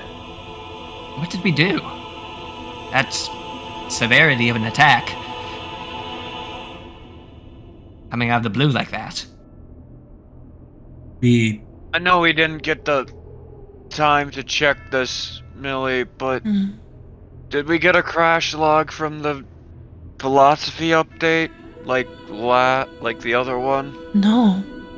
It didn't seem to have crashed. There's no logs of what he did. Wonderful. The best I could ascertain was that he activated a program. The program that I used to dictate my actions. In other words, it's like he accessed my brain. And it made you think about something. It made you run this program. Yes, but on a separate thread. He was very careful to make sure that it wasn't traceable. There are no logs. But he wanted to know something that I would do in some scenario. Oh, it's one of these. He puts his trying hands to- over his face. One of what, Lucifer? I'm too battle. I'm crashing from adrenaline. I'm too stupid to figure this out. Come here, Eric. Millie, are you able to see any results from that? I can attempt. We need to know what those results are, because I have a hunch about what the good doctor, or the butterfly, more precisely, was trying to make you think about. Nice, Millie. Millie. Ooh. Nice, Millie. Okay, she's going back through her logs. Hey, Millie. Interesting. I think I just found something, actually. He didn't just activate that one program. Was it a decoy of some sort? What do you got? It's something about extension of view. Lucy's gonna look up at the stand. It wanted to know about extension of view. Perhaps it's installed some sort of probe that's collecting data. If there was one present, I would be able to find it. Feels more like it took something. Trying a simulation with your philosophy. It's something. It took extension of view, ran the philosophy parameters in relation to it, and then disconnected the data that resulted, leaving me with nothing. I think I understand something, at least from this. Given my previous encounter down there, when I was down there alone, and the good doctor's will, just... I think he needs you. He doesn't want to hurt you. He needs you to do something for him. And going through this extent, my hunch is that it's something you or any of us want to happen.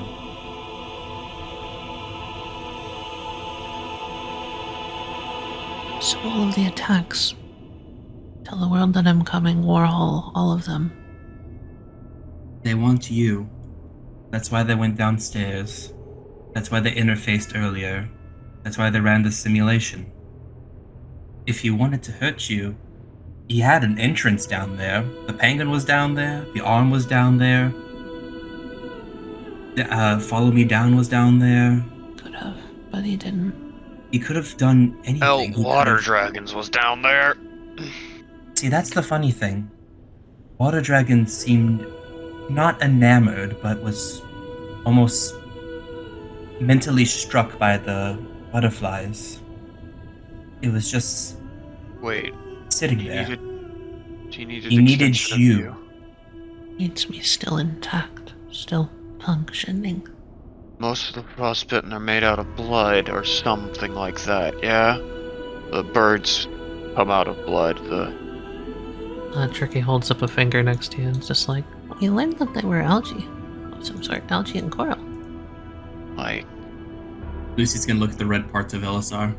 But us, the rejects, we are not. We are something else. You're anything that I can find.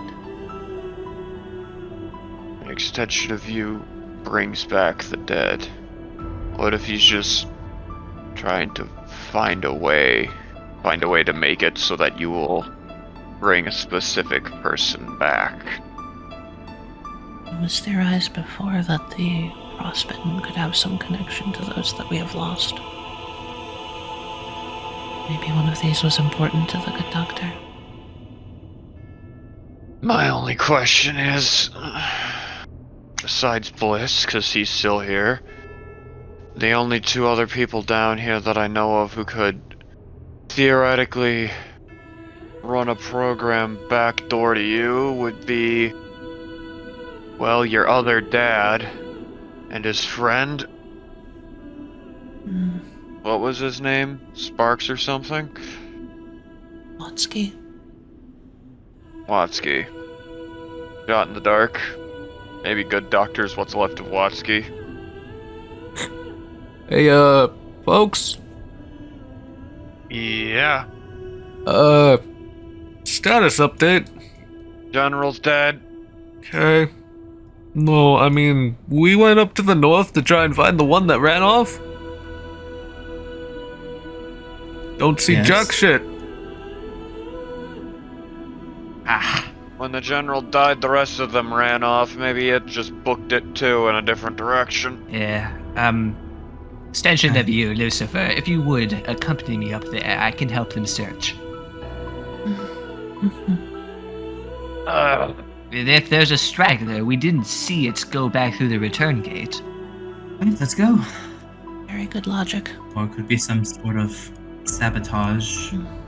I was hoping it wasn't a flank, but it feels like it was much more purposeful than Alright, that. so, just to be clear, I can drop the defensive protocols and all that. We good?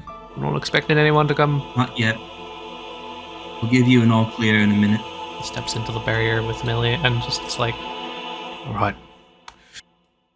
you find folks in the greenhouse. Bliss is just kind of leaning out through one of the terrariums. Steve, question mark, is sitting in the corner doing absolutely nothing. And Murphy is trying to patch up his fucking... His neck. His neck. Dean's trying to help as best she can. Dean's just sewing back on his neck like a Frankenstein. She's just trying to make sure none of the little holes are covered up. Anything out here, Val? Well, as far as I can see. Can I see this red glow down here? Yeah, you do. Wait a second. Put me down, extension of you. Okay. It's gonna set you gently down. Wait inside. I think I may have spotted something. With me, everyone. Get ready for a fight. Oh, lovely. Another one. I'm going to the fold. Okay. I'm going to use that as a stealth coverage. Before I'm ducking in, I'll just be like, okay, everyone, wait for my signal.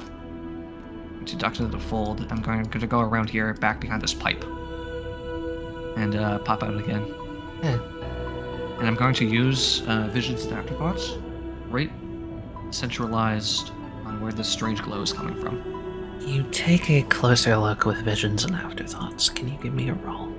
As you unfold this section of the snow, what you see is part of the ground is closing itself back up. Oh fuck, actively closing itself back up? Yeah, like it's shrinking. The red glow looks like that looks like the basement, right? Yeah, Same kind of it hue. sure does. Alistar's going to look to everyone else like, we need to get below ground now. Lucy. Whatever it is, it seems to have found a way down into the basement. Lucy's gonna sprint. Wait a second, don't go around the long way. I'm not. I'm taking a shortcut. I can open us up a direct route. Go ahead and drop. I'm gonna go through the hole over here. Understood. Elisar, Seiko, Yeah, you that's guys what I find yourself figured. basically in the corner over near the fuel cell. Doctor, is everything alright down here? She raises an eyebrow. Everything is perfectly fine. Have you stopped the outside force? To our understanding, they retreated. But we had Millie said that one of them went rogue in a direction, and it had a pathway that went down here. Specifically, right over here. And then she immediately looks to the side. Oh, Yeah, right over there. We followed it down the gateway that it made. I don't see anything immediately over here. I don't see anything either. Nothing is out of the ordinary. Nothing came down here. Is it in the red down there? That's what my thoughts were. Our friend, Steve, I believe as you were calling him, could actually commune with, the remains.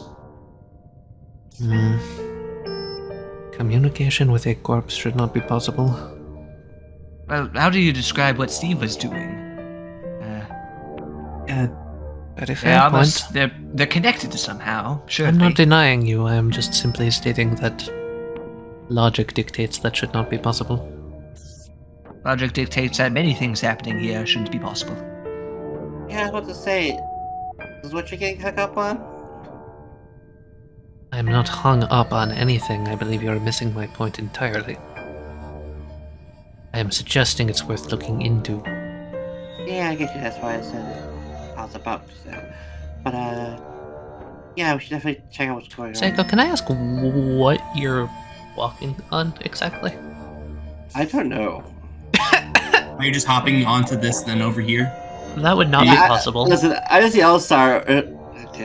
You're on the edge of a hole that Elisar has pried open and is looking into this room. Beneath you is a pit full of basically cold, frozen flesh. Yep. And I'm going to also mention that extension of you is going to slowly let Elisar down into the pit. That's... Millie, I want to say this in a nicer way, because I appreciate you, but that's horrific. Well, it can't be helped. Should I not be saving parts for later? You're doing a good job. You're doing fine. You sound uncomfortable. It's more along the lines of me thinking of my own body being put down there. I can put it in a different pit if you'd like. Lucy's gonna just pause. You give the anime ellipses. Boop, boop, boop. You know what, Millie? Shh. You're doing your best, and that's all I can ever ask of you. I love her so much. You know, Millie, idea. If you have all this flesh flying around, and this is, I know, Lucy, this is going to sound weird, but why don't you make creatures of your own to help fight. That sounds immoral. It does sound very immoral, Seiko. My purpose is to protect and repair you and anyone under the Eso-Tiller label. That does not extend to creating new life. You wouldn't want to end up with your own sort of frostbitten situation, brought about courtesy of your own actions, would you? If we are to follow a common theory, that could very well be what happened to cause the frostbitten to exist in the first place, so I would agree. Let's not do that. Well, You and Oblivious may be more similar than you may originally think. However, maybe that choice is what caused this diversion. I could try talking to her if we ever find her.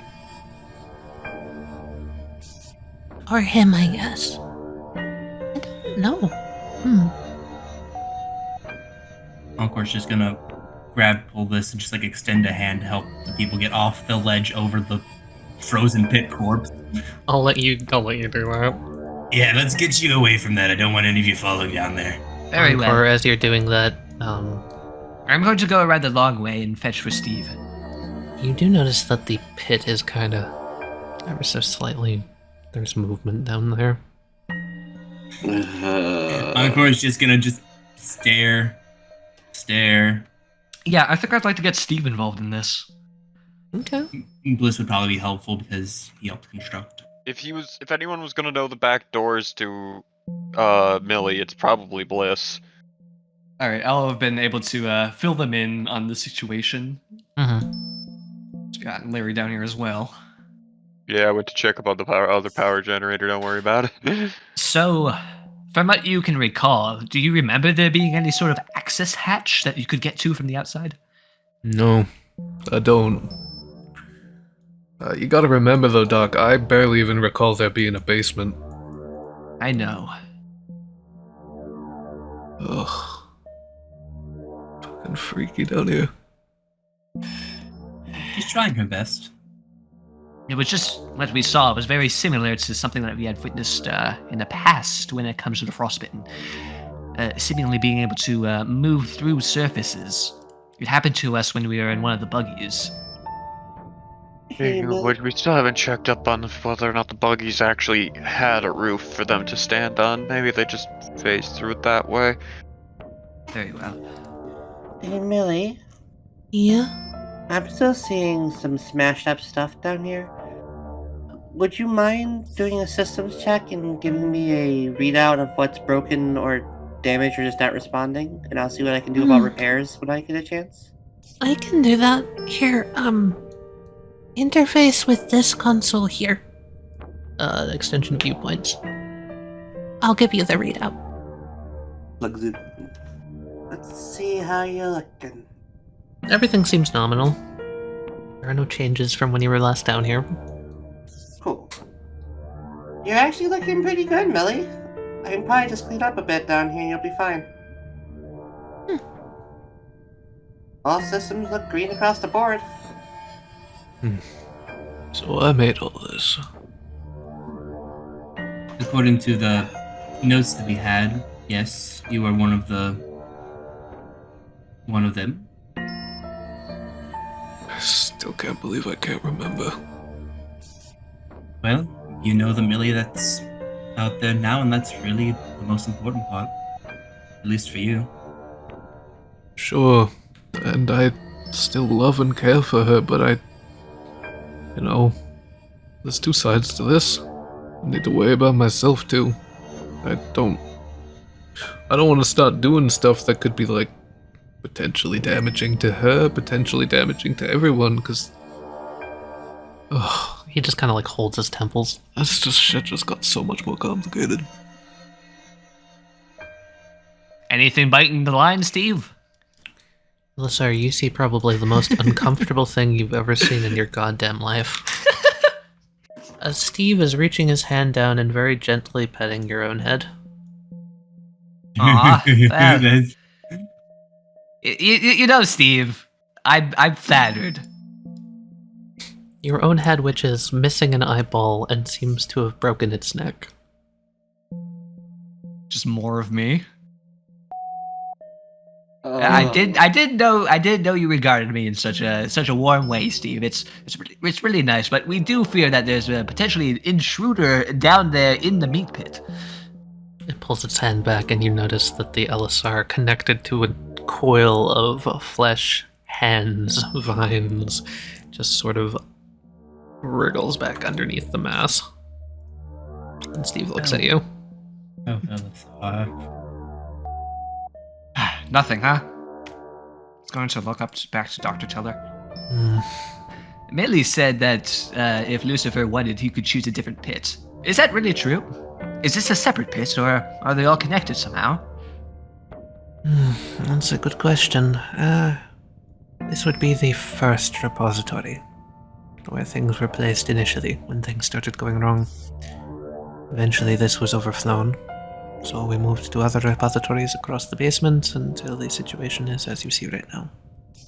I see. Technically, yes. There was a time when Millennium would simply just drag individuals down here, not just place them wherever. Drag them down here. That's another thing I've been wondering about, Dr. Tiller. Yes. There seems to be more biomass, so to speak, in these pits than I would suspect from just the small Antarctic research base faculty. We do know that the shuttle loop construction team was quite sizable.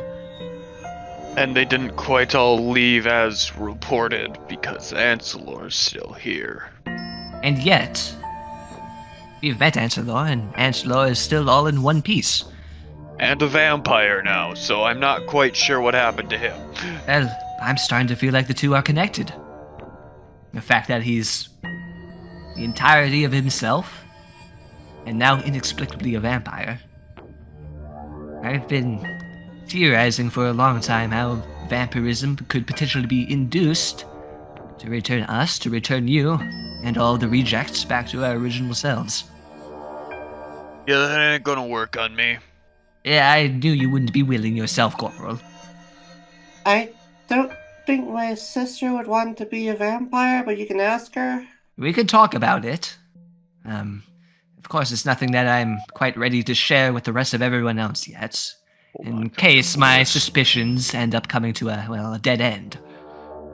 But if we're able to figure out how the vampirism is connected to the state that we found Ancelor in, perhaps that could provide us with some answers. And better yet, solutions. But all of this is going to require further expeditions towards the South Pole. There's too much out there in the frozen wastes that we just haven't discovered yet. Things which could potentially clue us in on more of the important points that are missing from the whole equation. Well, I don't suppose anyone would argue with a good night's sleep. That's A good night's sleep, and perhaps planning for tomorrow. Spend a little bit of a vacation time away from base. There's a lovely frozen lake down south from here, which I've wanted to take a closer look at for some time now, ever since we discovered one of the gateways down there. I've had my fill of frozen lakes. This one's more of the shallow type of frozen lake, so I am led to believe. Unless it punches straight through the ice shelf. Something we could do. I have a plan of, well, I just need to talk with Millie.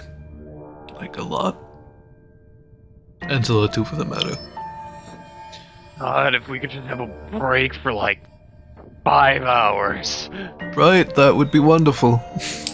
I feel like I've been awake for 48 hours straight. That's another thing we should worry about. With the topside compromise and opening elements, we need a comfy place to sleep that won't leave us just exposed. If I may, I don't believe most of the base is safe for humans to live in. We could consolidate, shrink it down to simply the generator room, use the heat created there to keep you alive. That's a good idea. But with all of the external walls turned to snow, it's very hard to, well, keep the place warm. Well, that's actually quite a spectacular thing about water and by extension snow. It's a fantastic insulator. So if we are able to get the inside warmed up adequately, walls of snow, much like an igloo, shouldn't be much of an issue. Hmm. There are plenty of spectacular ways that humanity can survive in even the most harshest of environments. Main problem's probably actually gonna be food, honestly. Long term.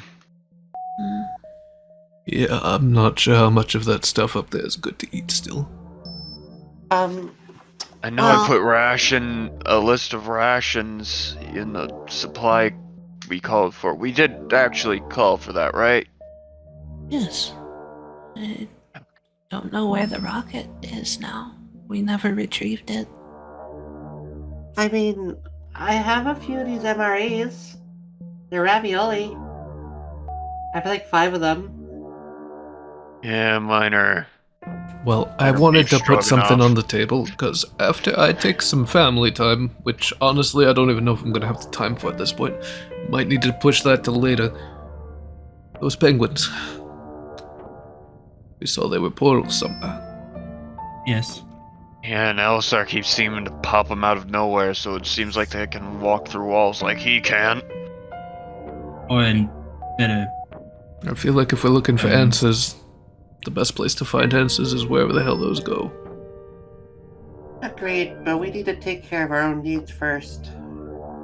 Can't do anything if we're starving, freezing, and Exactly. dehydrated. Yeah, that's what I'm looking for. If we go into battle exhausted and malnutrition, Why do you we're think gonna that die. that was what I was fucking suggesting? I'm saying it's something to do. Yeah. And besides, it kind of feels like we're gonna die anyway.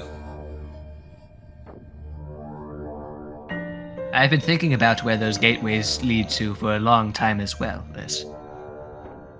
And after getting, fully and entirely wiped out by an airplane... Wait, was that me? No. You sure that does sound like me?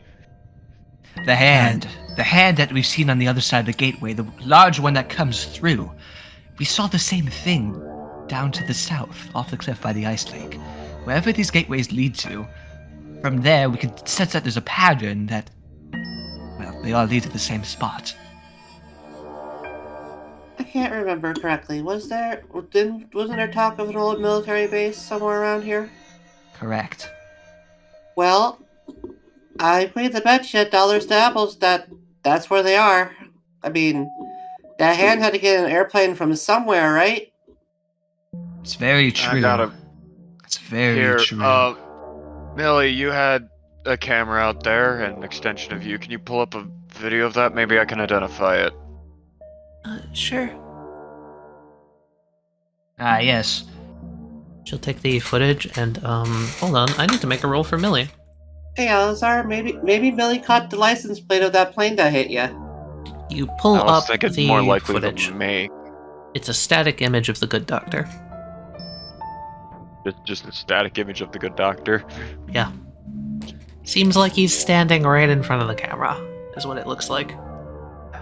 Doctor. Well, I wish I could provide a more detailed description of the plane, considering I came in such close contact with it. But that whole part of my memory is all just a blur. I'm sorry. I can't be much of a help there. It's too far away for me to honestly check what it was. All I saw was it being raised into the air and then on top of you. It was about the size of a large bus. Maybe like a bomber then. That actually narrows it down quite a bit. Did you... any number of engines, any, like, coloration? Well, it's not like the thing disappeared. We can look at the rubble, right? True. I was actually planning on doing that later. Hey, can I add something to the pile of bullshit, crazy plans that might get everyone killed? Go nuts. Raiding that military base. hear me out. It's an abandoned base.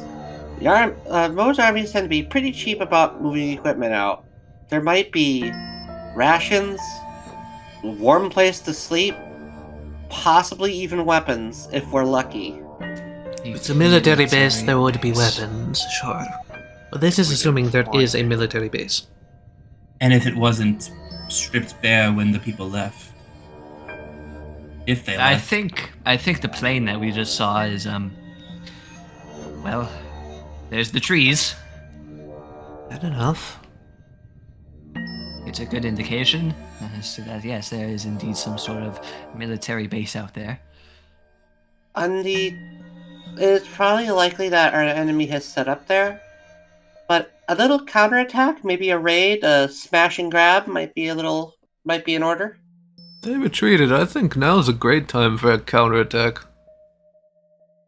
Again, that implies we know where they are and where their bases are. We don't know where they are, but we can try and find out. It seems that the best way forward is through the portal.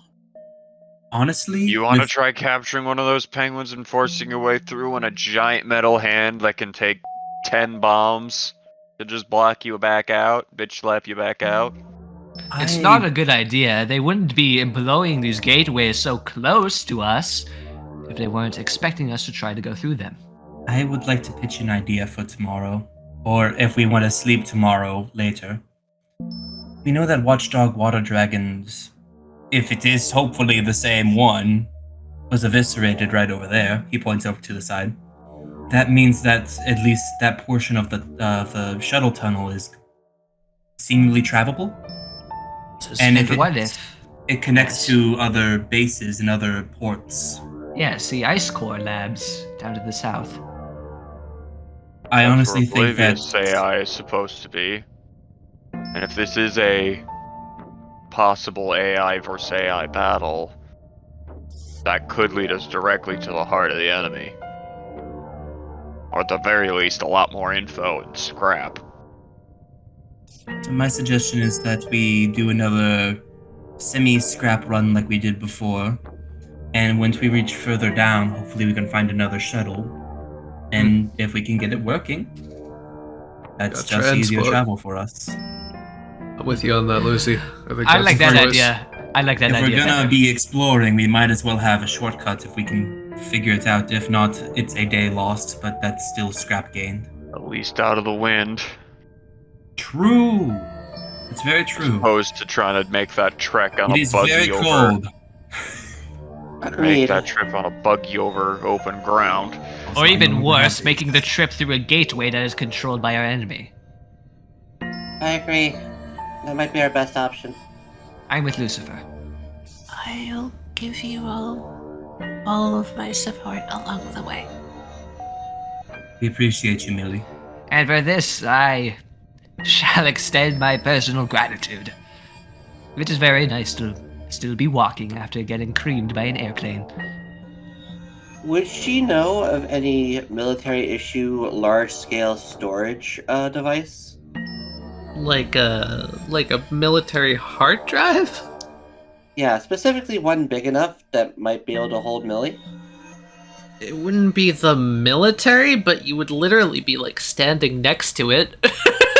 Honestly, So, if there's an idea for that, my best bet would be United. Yeah. Or the So- Ice Core labs. As far as storage devices goes, I will let you know this. Do you see this large, like, processor thing back behind the tube here? Yeah. Yeah. That's the hard drive. It's about the size of a small house. Alright, so even... Yeah, we can get United on that. That's no problem. Yeah, those fucking suits up there will figure something out. Yo, by the way, Hey, yo, they're people nice who people. sent us down here, we found hundreds of thousands of data pylons. We need you to send us a mobile small house worth of... Mobile small house. Dude, Buzz get wondering. these datas a home. We can ship it back to you. Psych, we're shipping it to Hokkaido. Although, to be fair, we're not doing that. Although, to be fair, We're not abducting Millie over to Japan. no, I'm gonna. I don't want to insist be that abducted, it's thanks. I'm gonna insist it's gonna be wherever Millie would like to be, if that is a necessity. It's so cold down here. If it's a necessity.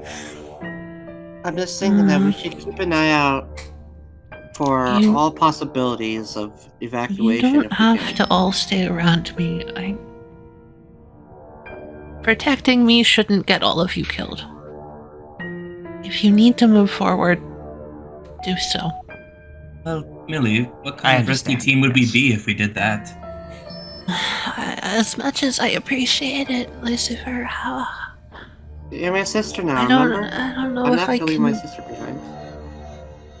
I don't know if I can be rescued. Lucifer. Yes. If the opportunity arises that we're able to get out of here, with everything that we've learned, think about how we would be able to return that. We would be much better off. There would be more of an ample opportunity to actually do any of this. Awesome.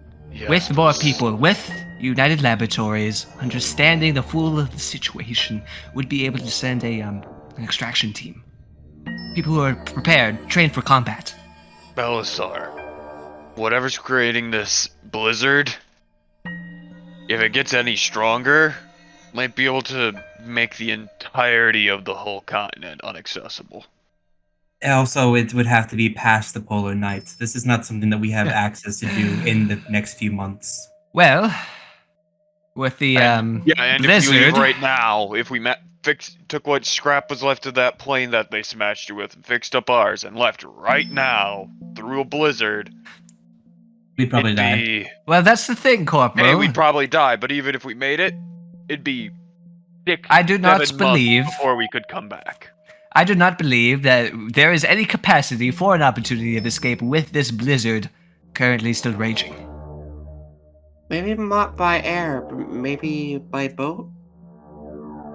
Counterpoint. Did you see what happened last time you took a boat? No. No, neither of those options will work. Our boat is gone. We don't have a boat. Right now? I mean, we have the Titanic. Lucy, Right That's now, on fire. Yeah, I suggest I like Lucifer's idea. We'll just throw some sage. We'll just throw some sage in there, get all the bad vibes out, and we'll just take it on the brig. I mean, I have a lot of Hold fire I on, could hold bring on. to You are this not party. seriously suggesting riding in the legendary ship known for one thing, sinking, are you? Yes. Yeah, I'd probably put more holes in it trying to get rid of the rest of that little fungal infection one knock. We might want to go over there anyway, Larry, just so you can bomb that thing to oblivion. This thing is like patting you on the shoulder, and you can feel the energy of a wink. You can feel You the cannot energy of a It wink. transfers a You cannot wink tell through because touch. it is wearing aviators, but you can feel that it is winking at you. I wink You back. know, I like you more and more. Don't encourage him. But that's it. That's all speculation, and of course, I was jesting, kind of halfway. He kind of like shakes his hand halfway. We really should. I'm tired. Let's take the night off. In the morning, we decide whether or not we head out to the tunnels or something else. Okay. I wasn't exaggerating. I think I have been awake for 48 hours straight. Larry, go the fuck to sleep. I'll keep checking. Sounds like a files and- skill issue. No, she will not say that. You're a robot. You can shut the fuck up. Larry, that does sound like a skill issue. I'll keep Everyone check- just goes, yeah, it's a skill issue. Just everyone around. Just Larry's, echoing yeah, around the skill room like, issue, yeah. skill issue. Yeah, that's the issue. And we see Steve in the corner who just like thumbs up. Yeah. I'll keep checking over files and looking through Device Manager to make sure, hardware-wise, everything's definitely all right, and see if there's any I can weird guide software you through hiccups. how to use this operating system. Maybe I can teach you a few things. Definitely. So, with all of that on the table, next time we will return on day 7. we lived somehow. Tali, when you said Holy like, shit. when you came out swinging with that, being like, oh yeah, this is 5 stars, this is the hardest it's going to get. I was convinced in that moment. I was like, "Oh yeah, this is consequences. Time to die." Technically, I'm honestly amazed. technically, Duncan, you did. I did it because, listen, remember, go back. I said I was fully aware I was greeting. Yeah, you were. It was great. Oh, and you get to see what the resurrection looks like without the illusions up. It's fucking... Yes. It's fucked. Yes. Hey, I'm sorry. How's that new body treating you? Yeah, I didn't remember know- where I was just like, yeah. oh yeah, there's flesh down here? Yeah. Yeah, now you get it. Yeah. So yeah, Larry's it's lying multiple. down there It's multiple somewhere. of each. Yup. Every time it's a new body. I didn't think it was actually creating like new biomass. I thought it was just using what was like left over. It's a little bit of both. That's interesting. Yeah, Who wants a hand? I spawned a thing. Give me hand. I did a thing. Oblivious. I pissed off Oblivious. Oh, Oblivious, you are quite large. I'd like to point out that he has very similar red strand-like things that Millie does. Fucking Mikey went and spawned Skeletron Prime before anyone was ready. I don't know how to say it in German, but I regret nothing. And then you guys blew up Watchdog Water Dragons. We had some awesome Good Doctor stuff. There was no new art for all of that, but it was pretty rad. And then you guys came upstairs, and we saw War Machine next. We also had some eye catches. Yepers. Oh yeah, Murphy's stand. Oh, right. And one guy's drop. So Murphy's Yeah. had that Eric. as his ability ever since he saved him. That was me being like, okay, you know what? You broke the timeline. I'm giving him a stand. That's your reward. Finally, he can roll durability plus. That's why he has 20 health. This has like more like those like those super mechanical fists where like you punch and then it has like the exterior things like jets or something. Just give it like that little oomph afterwards, and I look at it and I go, yes. I imagine this guy in full movement. Yeah. Yeah, you. What a neat design. It's so cool. Rocket launcher and also battering ram. Also, yeah, rocket launcher. Rocket launcher sword. Rocket launcher, sword, battering ram. Here's the cracked one. And then there was Warhol. And yes, the star is part of the name. Stealing your brand, JoJo. Love these guys. So their stats are kind of trash, but they're a swarm type. Cool. Right. It's so good. Probably one of my favorite things about this is like I love the the original like full armor, like that little spigot of what looks like a plant, just kind of leaking out there, and then you just see like these tendrils, like this foliage going whenever it's gone. It's so cool. Give me sent. Here's Murphy's thing. I've been waiting to find a good spot to drop this for so long. Yeah. Wow. Look at this boy. Look at this Iron Maiden. That's cool. Wow. I love this. Reminds me of something. I can't quite. Oh, that is awesome. I love this Zelda boss. Oh, it's so cool. Oh, look at the little locks. That's cool. Colors, maybe. Yeah, it does look kind of like an Armos statue. They do kind of look like Armos. Got the little clovers on the Maybe that's side. Sediment. Its bottom is designed around the inner mechanism of a lock on a door. That's why it looks so funky. Wait. I love this guy. Eric. Yes, give Eric! I'm Show us the trying boy. to find. Don't sweat the technique. Thing. Don't Show me block don't this sweat the overhead. technique. Drinks juice box. This is fun. This is frostbitten flurry. Heyo. I thought that's what they were initially. I was hoping I was wrong. Yeah. Technically, he's you an gotta process unbitten. that. I just didn't change the eye catch after Millie came up with a name for them. Because that was improv. Frostbitten and Eric. Eric. My lad, my boy, my juice box boy. Also, shout out to this guy's bravery for just Punching a like bird. he's just going in there smacking shit. He's just like, oh, this giant monstrosity that just impaled somebody. I'm gonna hit a bird next to it. He's great.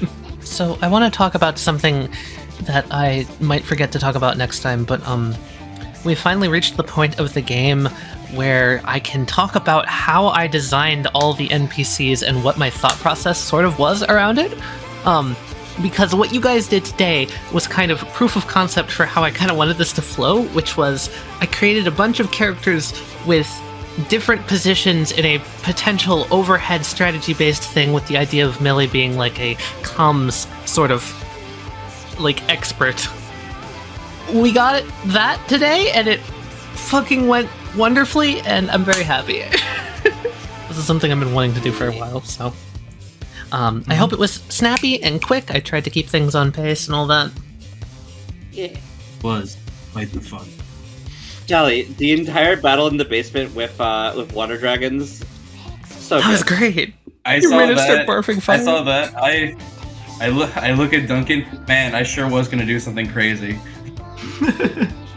Back when I was working on this with other people, I don't know if I should put this in the video or not, but I want to share this anyway, because Roxy drew Millie back when we were working on it together. I'm gonna show you this. This is titled Millie, No, That's a Corpse.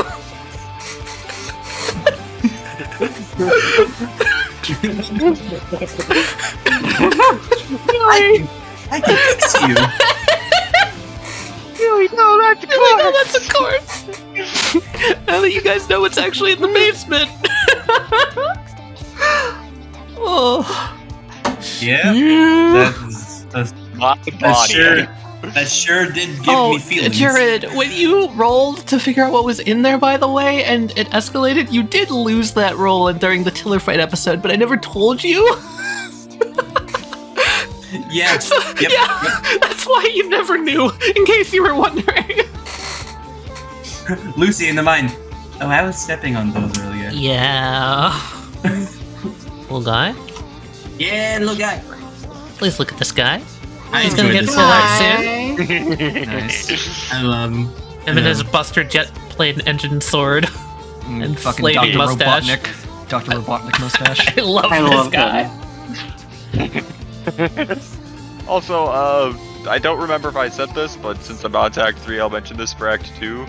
The prompt I gave Tali for Act 2 for how he acts is that there's a story in World War II where German tankers were given chocolate rations that were laced with methamphetamines. So, German on meth.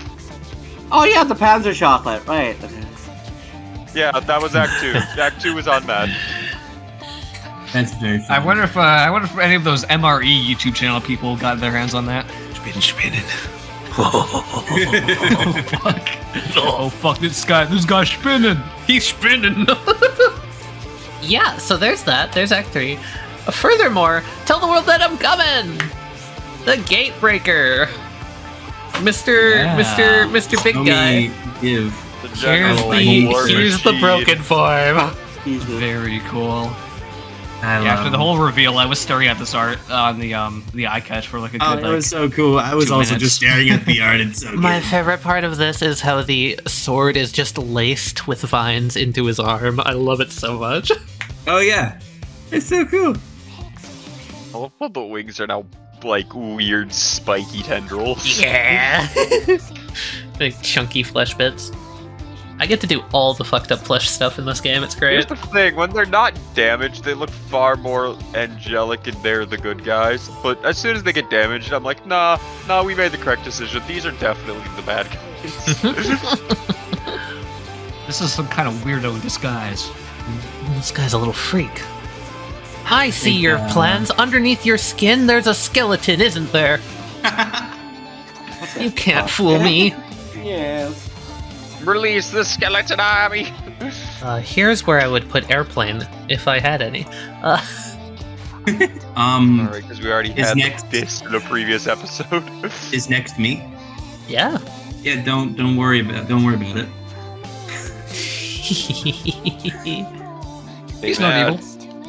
He's having Big a bad Don't time. worry, we won't all having a slowly time. turn evil as we gain a shit ton of flaws that will eventually turn us into all the actual big bad I'm bosses. not totally setting up that y'all are having a bad time. That wouldn't be me. Imagine having a bad time when you're learning mortality. I, Tali, make my players tormented and traumatized? Never. Never. Never!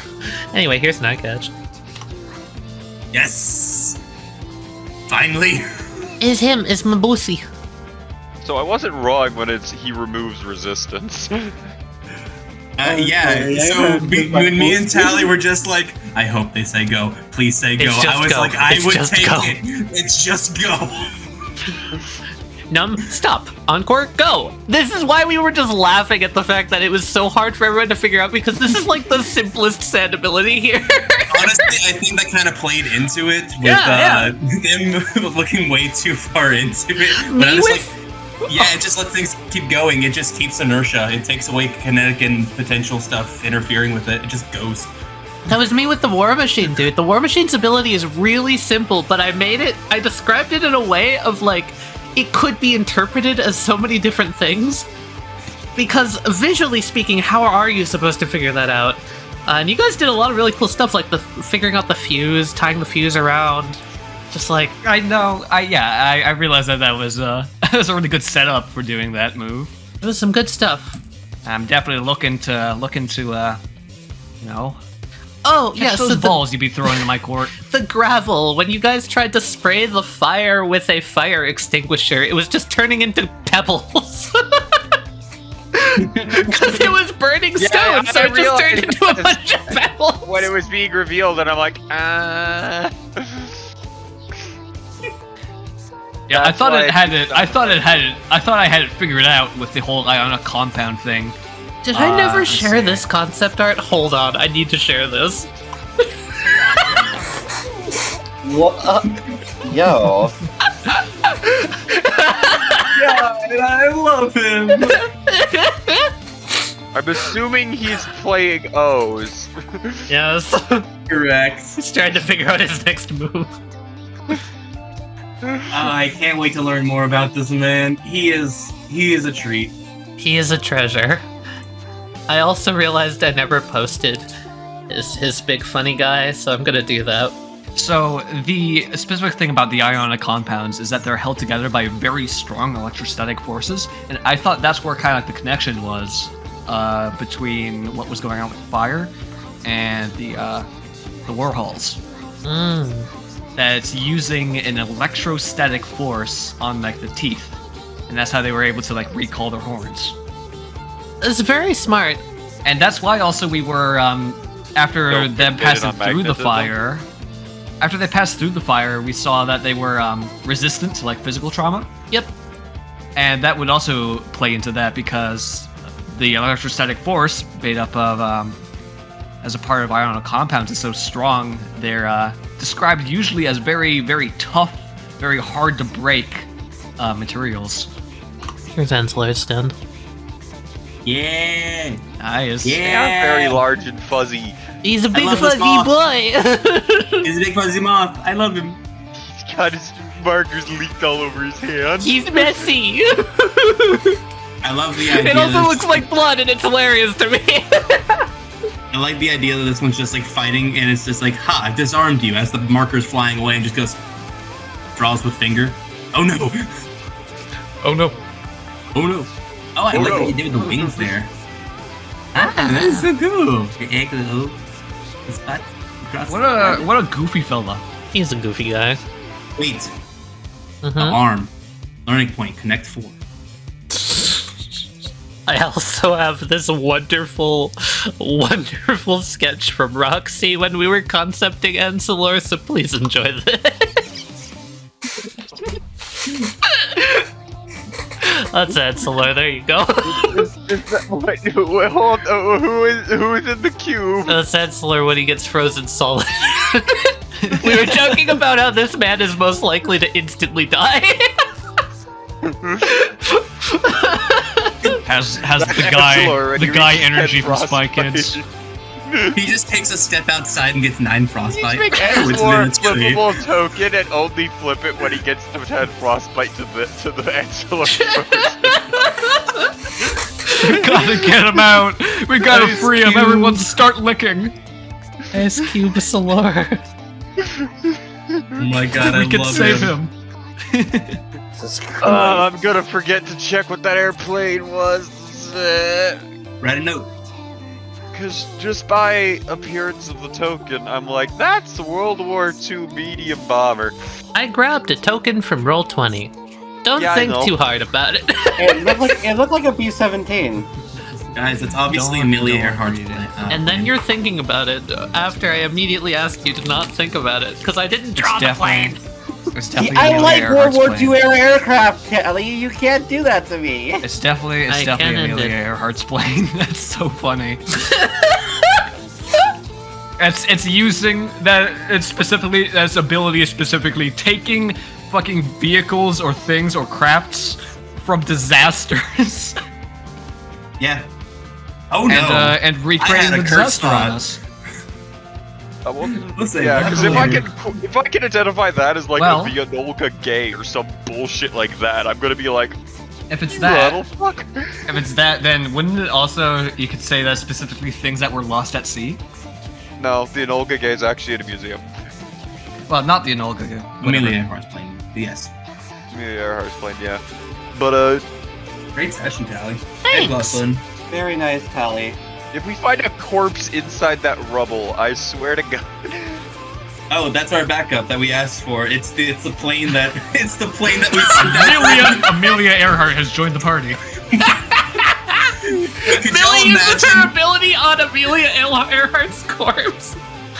Could y'all imagine if like the No, that's supplies the that we thing. asked for, that's where it is now? If we're saying that is how the Enterprise, not the Enterprise, The the Titanic got where it is. Yes, the Enterprise. The USS Enterprise crashes into Eso-Tiller. What do you do? Evil Murphy, under Lucky One's control, was mentioning Murphy. that Lucky One is grown off of the dead bodies from the people who were on the Titanic at the time it appeared here. Meaning that it also brought the people on the Titanic here. Right. Oh. Possibly. Meaning if that plane was on, which we can't check because of the fucking stupid bullshit, If that this means is the it was same probably thing. flying and had a crew on board. And there should be a corpse. I want Amelia Earhart on my team. I As a can't party stop member. thinking about the idea of Amelia Earhart getting resurrected by Billy. Like hundreds of years in the future and just being like, huh, where am Almost 200 years in the future, it's gonna be like. It just looks over and sees Elisar as There's Elisar's no time for form, and explanation. he's like, "Welcome to the future." Actual, there's no time to explain type of moment. Guys, I need Amelia Earhart as part of the party. I need that to be the running joke for the rest of the series, please. Real Please. You want to do it, Tali? You can do it. You can do it, Tali. All right, guys, let's recruit Abraham Lincoln. We just get like a Justice League of like, just Historical figures. People who died in disasters. Well, I don't know. You we should just go check Bill out. and You Ted. should go check. You should go check on the plane corpse. The plane corpse. The rubble. Hold on. I need to resurrect this plane now. We need it on our team. Okay, guys, so I just learned that if a vehicle crashes, technically it counts as a corpse because God's really stupid. So, Okay, like, I think Mike wants to check the plane. I'm leaving myself a note, guys. I'm gonna I forget feel like anyway. we should check the plane. oh my god.